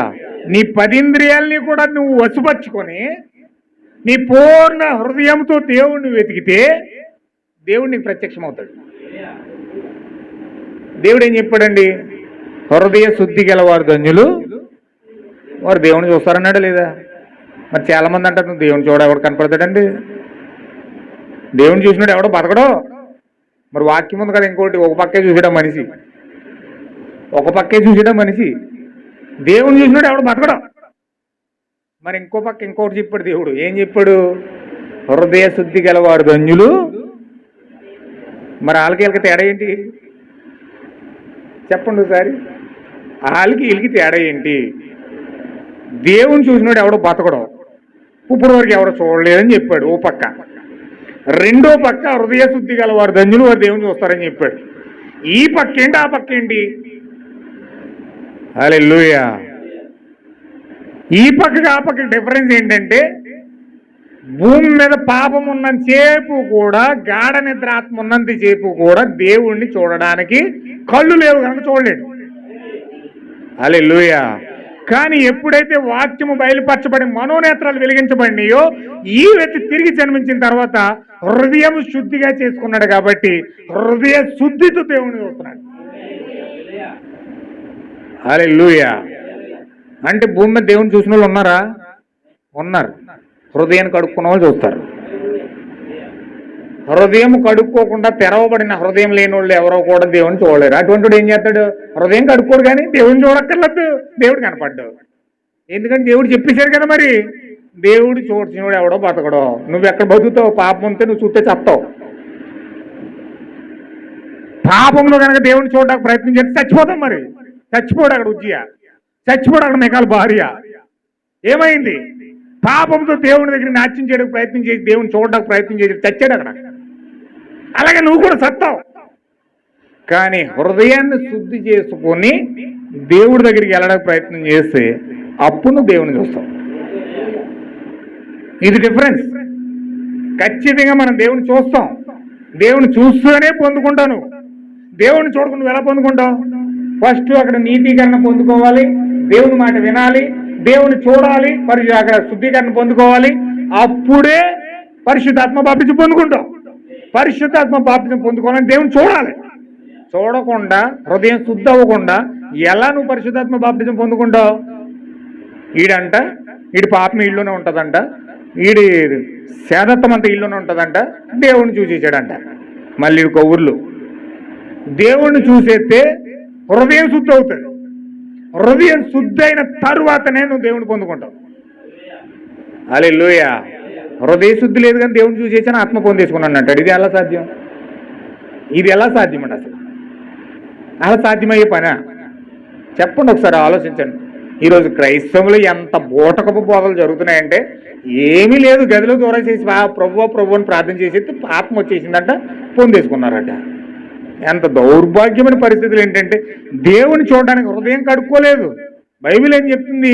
నీ హృదయం చాలా మూర్ఖత్వం కలిగింది, ఇది చాలా మూర్ఖత్వం కలిగింది, మూర్ఖమైనది, నీ నాలుక కింద సర్పవిషం ఉన్నది, నీ నరనరాల్లో పాపం నిండిపోయింది, మనిషి యొక్క స్వభావంలో అనేకమైన క్రూరమైన లక్షణాలు ఉన్నాయి, దౌర్భాగ్యమైన కార్యాలన్నీ ఉన్నాయి అని బైబిల్ చెప్తుంది. మరి అన్ని కడుక్కోకుండా ఇవన్నీ తీసుకోకుండా హృదయం శుద్ధి చేసుకోకుండా దేవుడి నాలోకి వచ్చేసి నేను ఆత్మతో బతికేస్తున్నాను, ఆత్మతో జీవించేస్తున్నాను, దేవుడి నాలో ఉన్నాడంటే ఇది ఎంతవరకు కరెక్ట్ అండి? అసలు ఏమండి, ఎంతవరకు కరెక్ట్? అసలు మీరు డినామినేషన్ పీపుల్ కదపండి. దేవుడు ఉన్నాడంటే నేను పొందేసుకున్నానండి, నేను పొందేసుకున్నానండి. అయ్యి బాబు పొందేసుకున్నదట. గట్టిగా మాట్లాడితే ముఖం మాడిపోతే మళ్ళీ 5 నిమిషాలు మన దగ్గర ఉండదు. 5 నిమిషాలు కూడా మన దగ్గర ఉండదు. అడగవలసిన విషయాలు కనుక 5 నిమిషాలు అడిగామా, 5 నిమిషాలు కూడా మన దగ్గర నిలబడలేదు. ఇంకా అంటే ఆవిడేదో తిట్టేస్తున్నట్టు అవమానపరిచేస్తున్నట్టు ఫీల్ అవుతుంది తప్ప ఇవి సరి చేసుకోవడానికి ప్రయత్నం చేయదు. ఇప్పుడు ఎలాగున్నదంటే ఏదన్నా ఇదమ్మా వాక్యము ఇలా సరి చేసుకోవాలని చెప్తే వాక్యం సరి చేసుకోవడం బదులుగా ఆవిడ తిడుతున్నట్లుగాను ఆవిడని ఏదో అనేస్తున్నట్టుగాను ఫీల్ అవుతున్నారు తప్ప బైబిల్ అలా చెప్పిందమ్మా అంటే బైబిల్ మాటగా తీసుకోవట్లేదు. దాన్ని మనం ఏదో తిట్టేస్తున్నట్టు ఫీల్ అయిపోతున్నారు, మనం ఏదో అనేస్తున్నట్టుగా ఫీల్ అయిపోతున్నారు తప్ప వాక్యాన్ని వాక్యంగా తీసుకోవట్లేదు. అలాగైపోయిన ఈరోజు మనుషుల హృదయాలు. మాట్లాడుతుందో ఒకటి, తీసుకునే విధానం ఒకటి. మనం ఒక అర్థంతో చెప్తాం, తీసుకునే వాళ్ళు ఇంకో అర్థంతో తీసుకుంటారు. ఎందుకంటే వాళ్ళు అలాగ ఆలోచిస్తున్నారు కాబట్టి, వాళ్ళ యొక్క ఆత్మతో ఉన్నారు కాబట్టి. హల్లెలూయా. అందుకే మీరు అసలు నమ్మొద్దు. ఆత్మను పొందుకున్నారని నేను అసలు నమ్మను. ఆత్మ పొందుకున్నారని నేను అసలు నమ్మనండి. ఎంత పెద్ద బిషప్ అయినా, ఎంత పెద్ద పాస్టర్ అయినా ఇతనిలో పరిశుద్ధాత్మ ఉందని నేను అసలు నమ్మను. ఎందుకు నమ్మనో తెలుసండి? అతని స్వభావం దగ్గరగా చూస్తాను నేను, అతని బుద్ధిని చూస్తాను నేను, దగ్గరికి వెళ్ళి వాచ్ చేస్తాను. చాలా లోనకి వెళ్తాం ఇష్టం నాకు. మనుషుల జీవితంలోకి వెళ్ళి లోపలికి వెళ్ళి చూడటం ఇష్టం నాకు. నేను అలా చూస్తాను, లోపల కంటే వెళ్ళి చూస్తాను. అసలు ఇతని స్వభావం ఏంటి, ఇతని ఉద్దేశం ఏంటి, అసలు ఇతను ఏం కలిగి ఉన్నాడు, ఈవిడేం కలిగి ఉంది అని నేను లోపల కంటే వెళ్ళి చూస్తాను. ఆ ఉద్దేశాన్ని చూస్తాను నేను, ఆ ఉద్దేశాన్ని పట్టుకోవడం ప్రయత్నం చేస్తాను. ఎందుకంటే పరిశుద్ధాత్మ పొందుకున్న అంత తేలిగ్గా నమ్మను నేను. ఈ కాలం యొక్క ప్రవక్త పరిశుద్ధాత్మ పొందుకున్నాడని తెలిసిన తర్వాత నేను ఎంత వాచ్ చేశానంటే అతని జీవితంలోకి వెళ్ళి చూసిన తర్వాత అప్పుడు నాకు అర్థమైంది క్రీస్తు అన్న సంగతి. హల్లెలూయా. క్రీస్తు అంటే ఏదో మాట, చెప్పుడు మాటలతో ఏదో మాటలతో చెప్పేసినంత తేలిక కాదు పరిశుద్ధాత్మ పొందేసుకోవడం అంటే. పరిశుద్ధాత్మ పొందుకోవడం అంటే హృదయం శుద్ధ అవ్వాలి. ఫస్ట్ హృదయం కడుక్కోవాలి, స్వభావం మారాలి, ఉద్దేశాలు మారాలి, నీ యొక్క లక్షణాలు వాక్య ప్రకారంగా ఉండాలి. ఆ లక్షణాలు ఏదైతే ఉన్నాయో అదే లక్షణాలు నీలో పనిచేస్తాయి పరిశుద్ధాత్మ పొందుకుంటే. మీరు చెప్ప మామిడికాయ తింటే మామిడికాయ లక్షణాలు ఉంటాయా? మామిడికాయ టేస్ట్ వస్తుందా? తాటికాయ టేస్ట్ వస్తుందండి? ఏమండి? మామిడికాయ టేస్ట్ వస్తుంది మామిడికాయ తింటండి. తాటికాయ తింటే తాటికాయ టేస్టే వస్తుంది. బిర్యానీ తింటే బిర్యానీ టేస్ట్ వస్తుంది. అన్నం టేస్ట్ వస్తుందండి? దేని టేస్ట్ దానికే. అలాగే వాక్యం యొక్క టేస్ట్, వాక్యం యొక్క రుచి వాక్యానికే ఉంటుంది. అందుకే చెప్పాడు దావీదు, ఏమన్నాడు? దేవుణ్ణి మీరు రుచి చూసి తెలుసుకోండి అన్నాడు. దాని టేస్ట్ వాక్యం, దాని గుణలక్షణాలు వాక్యానికే ఉంటాయి. ఒకవేళ నువ్వు కనుక ఆత్మను పొందుకున్నావు అనుకో, ఆ లక్షణాలనే వ్యక్తపరుస్తావు. వేరే లక్షణాలు వ్యక్తపరిస్తే, నువ్వు వాక్యం పొందుకున్నానని చెప్పి వేరే లక్షణాలు వ్యక్తపరిస్తే అది ఎలాగా మరి అవుతుంది? తప్పు కదండి. అది వాక్యాన్ని అవమానపరచడం కదా. అందుకే మనం ఏదో అయిపోయాము పొందేసుకోమన్నది కాదు. అసలు మన గుణలక్షణాలు, మన ఆలోచనలు వాక్యంతో ఏకీభవిస్తున్నాయి లేవా, వాక్య ప్రకారంగా ఈ యొక్క నా తలంపులు ఉన్నాయా లేదా చెక్ చేసుకుంటే దానికి నీకు దగ్గరగా ఉన్నదనుకోండి, అప్పుడు నీకు అర్థమవుతుంది ఆయన ఆత్మ నాలో ఉందని. ఏమైనా హల్లెలూయా. మీరు ఖచ్చితంగా దాన్ని పొందవలసి ఉన్నారు. అది లేకుండా మీకు ఏ ప్రయోజనం లేదు. ఇప్పుడు గమనించండి, యోబునకు ఒక దైవావేశ మార్గము అవసరమైన దానిని అతడు తెరవవలసి ఉండేను. దేవునితో సంభాషించి ఒక మార్గము అతనికి ఉన్నది. అది అతని యొక్క ఆత్మావేశం. అతడు తన్ను తాను వేరుపరుచుకున్నాడు. దేవుని వాక్యం లోనికి రానిచ్చాడు. వారు అతనితో ఆలోచన చేయుటకు తూర్పు నుండి పడమర నుండి ఎట్లు వచ్చిరో గమనించండి. జనులు అతని కొరకు ఎదురు చూస్తున్నారు. ఎందుకనగా యోబు చెప్పినది సత్యము, వారికి తెలియను. అతడు సత్యము చెప్పునని వారికి తెలియను. ఎందుకనగా అతడు ప్రవచించినదే నెరవేరింది. గనుక జనులు తూర్పు నుండి పడమర నుండి దక్షిణము నుండి ఉత్తరము నుండి వచ్చిచుండిరి. హల్లెలూయా. ఖచ్చితంగా యోబు ఏదైతే మాట్లాడుతున్నాడో అది అక్షరాలు అలాగే నెరవేరుతుంది. ఎందుకు అలా నెరవేరుతుంది? మాట్లాడుతుంది యోబు కదా. ఎవరు మాట్లాడుతున్నారండి? యోబులో ఉండి పరిశుద్ధాత్మ మాట్లాడుతుంది. అందుకని మాట్లాడటంట తూర్పు నుంచి, దక్షిణం నుంచి, ఉత్తరం నుంచి, పశ్చిమ నుంచి, 4 దిక్కుల నుంచి కూడా ప్రజలు వాక్యాన్ని వినడానికి వస్తున్నారట. హల్లెలూయా. ఎందుకు ఆయన వాక్యాన్ని వినడానికి వస్తున్నారు? మాట్లాడేది ఎవరు? దేవుడై ఉన్నాడు. ఖచ్చితంగా ప్రవక్త మాట్లాడితే అది ఖచ్చితంగా నెరవేరుతుంది. ఎందుకు ప్రవక్త మాట్లాడితే నెరవేరుతుందని? ప్రవక్తలో ఉన్నది దేవుడై ఉన్నాడు. ఆయన సింహము గర్జించకుండా, బైబిల్ ఆమోస్ పత్రికలు అంటున్నాడు, సింహము గర్జించక భయపడని వాడెవడు అంటున్నాడు. సింహం ఎవరు? దేవుడై ఉన్నాడు. ఎక్కడలోని గర్జిస్తున్నాడు? ప్రవక్తలో ఉండి గర్జిస్తున్నాడు. మనం ఎప్పుడైతే ఆ వాక్యానికి లోబడి వర్తమానం చదివి, బైబిల్ చదివి, వర్తమానం చదివి దేవుడు ఏం చెప్తున్నాడో మనం అర్థం చేసుకుంటే, అప్పుడు విని దాన్ని చూసి దేవుని పొందుకోవడానికి మనం ఆతృత పడతాం. హల్లెలూయా. ఏమీ తెలియకుండా, మనము దాని మీద ఆసక్తి లేకుండా, మన ఇష్టానుసారంగా సొంత ఆలోచనతో మనం ముందుకెళ్ళిపోయి దేవుడు ఇలా చెప్తున్నాడు అలా చెప్తున్నాడు అని నోటు మాటతో మనం పలికితే ఖచ్చితంగా మనం ఊబిలో పడతాం, నష్టపోతాం. దేవుని ఆలోచన, దేవుని ఉద్దేశం మనకు అర్థం కావు. మనం ముందుకెళ్ళాలంటే, ఆశీర్వదించబడాలంటే దేవుని ఉద్దేశ ప్రకారంగా, దేవుని ఆలోచన ప్రకారంగా మనం ముందుకెళ్ళాలి. హల్లెలూయా. అందుకే ఖచ్చితంగా మనము వాక్యం చదువుదాం, వర్తమానం చదువుదాం, ప్రవక్త ఏం మాట్లాడుతున్నాడు, దేవుని యొక్క ఉద్దేశాన్ని ఏ విధంగా బయలుపరుస్తున్నాడు దాన్ని తెలుసుకొని అప్పుడు మనము ప్రార్థించి దేవుని మాట విని దాన్ని చూసి దేవుని పొందుకోవడానికి ప్రయత్నం చేస్తే అప్పుడు మన క్రీస్తు యొక్క శరీరంలోకి వెళ్ళి ఆలోచనకర్తగా, శిరస్సుగా దేవుడుండి అప్పుడు ఆయన మనల్ని నడిపిస్తాడు. హల్లెలూయా. మన సొంత ఆలోచన మనం వెళ్ళడానికి ఇష్టపడొద్దండి. ఎట్టి పరిస్థితుల్లో కూడా మనం మోసపోతాం. మనకు సొంత ఆలోచన వద్దు. మనకు ఏదైనా ఆలోచన కావాలన్నప్పుడు ఖచ్చితంగా వాక్యం దగ్గరికి వెళ్దాం, వర్తమానం దగ్గరికి వెళ్దాం. అప్పుడు దేవుడు ఆలోచన ఇస్తాడు. ఆలోచన ద్వారా మనం సన్మార్గంలో నడిచి చక్కగా క్రీస్తుని పొందుకోవడం దేవుడు సహాయం చేస్తాడు. హల్లెలూయా. ప్రపంచం అంతా దీర్ఘదర్శనం పోగొట్టుకొని ముసుగేసేసింది. వాళ్ళ యొక్క కళ్ళు నేత్రాలుగా ఉన్న ప్రవర్తనని చెడగొట్టేసుకున్నారు. అందుకే ఈరోజు గుడ్డోళ్ళు అయిపోయారు. ఆ యొక్క గాఢమైన నిద్రాత్మ ప్రపంచం మీద ఉంది. లౌకిక సంఘకాలం అది భయంకరమైన గాఢ నిద్రాత్మ ఆ సంఘ యొక్క ప్రపంచాన్ని పట్టుకుని మొత్తింది. అదే నిద్రమొత్తు ఆత్మ మనోనేత్రాలు మూసివేయబడ్డాయి. కానీ ఎప్పుడైతే ఈ వర్తమానం మనకు బయలుపరచబడుతుందో, వర్తమానం మనకు తెలియపరచబడుతుందో, ఈ వర్తమానం ఏం చేస్తుంది, మనకు కళ్ళు తెరుస్తుంది. ఆ గాఢ నిద్రాత్మలోని బయటకు వస్తున్నాం, దేవుని మాట వింటున్నాం, దేవుణ్ణి చూస్తున్నాం, దేవుణ్ణి పొందుకుంటాం. హల్లెలూయా. అప్పుడు నిజ జీవితంలోకి మనం అడుగు పెడతాం. క్రీస్తు నేరుగా సహవాసం చేయడానికి దేవుడు మనకు సహాయం చేస్తున్నాడు. అలాంటి కృపలోనికి విని చూసి పొందుకునే కృప దేవుడు మనకి ఇవ్వాలని మనం అందరం ప్రార్థించేద్దాం. దేవుడు మమ్మల్ని దీవించును గాక. ఆమేన్.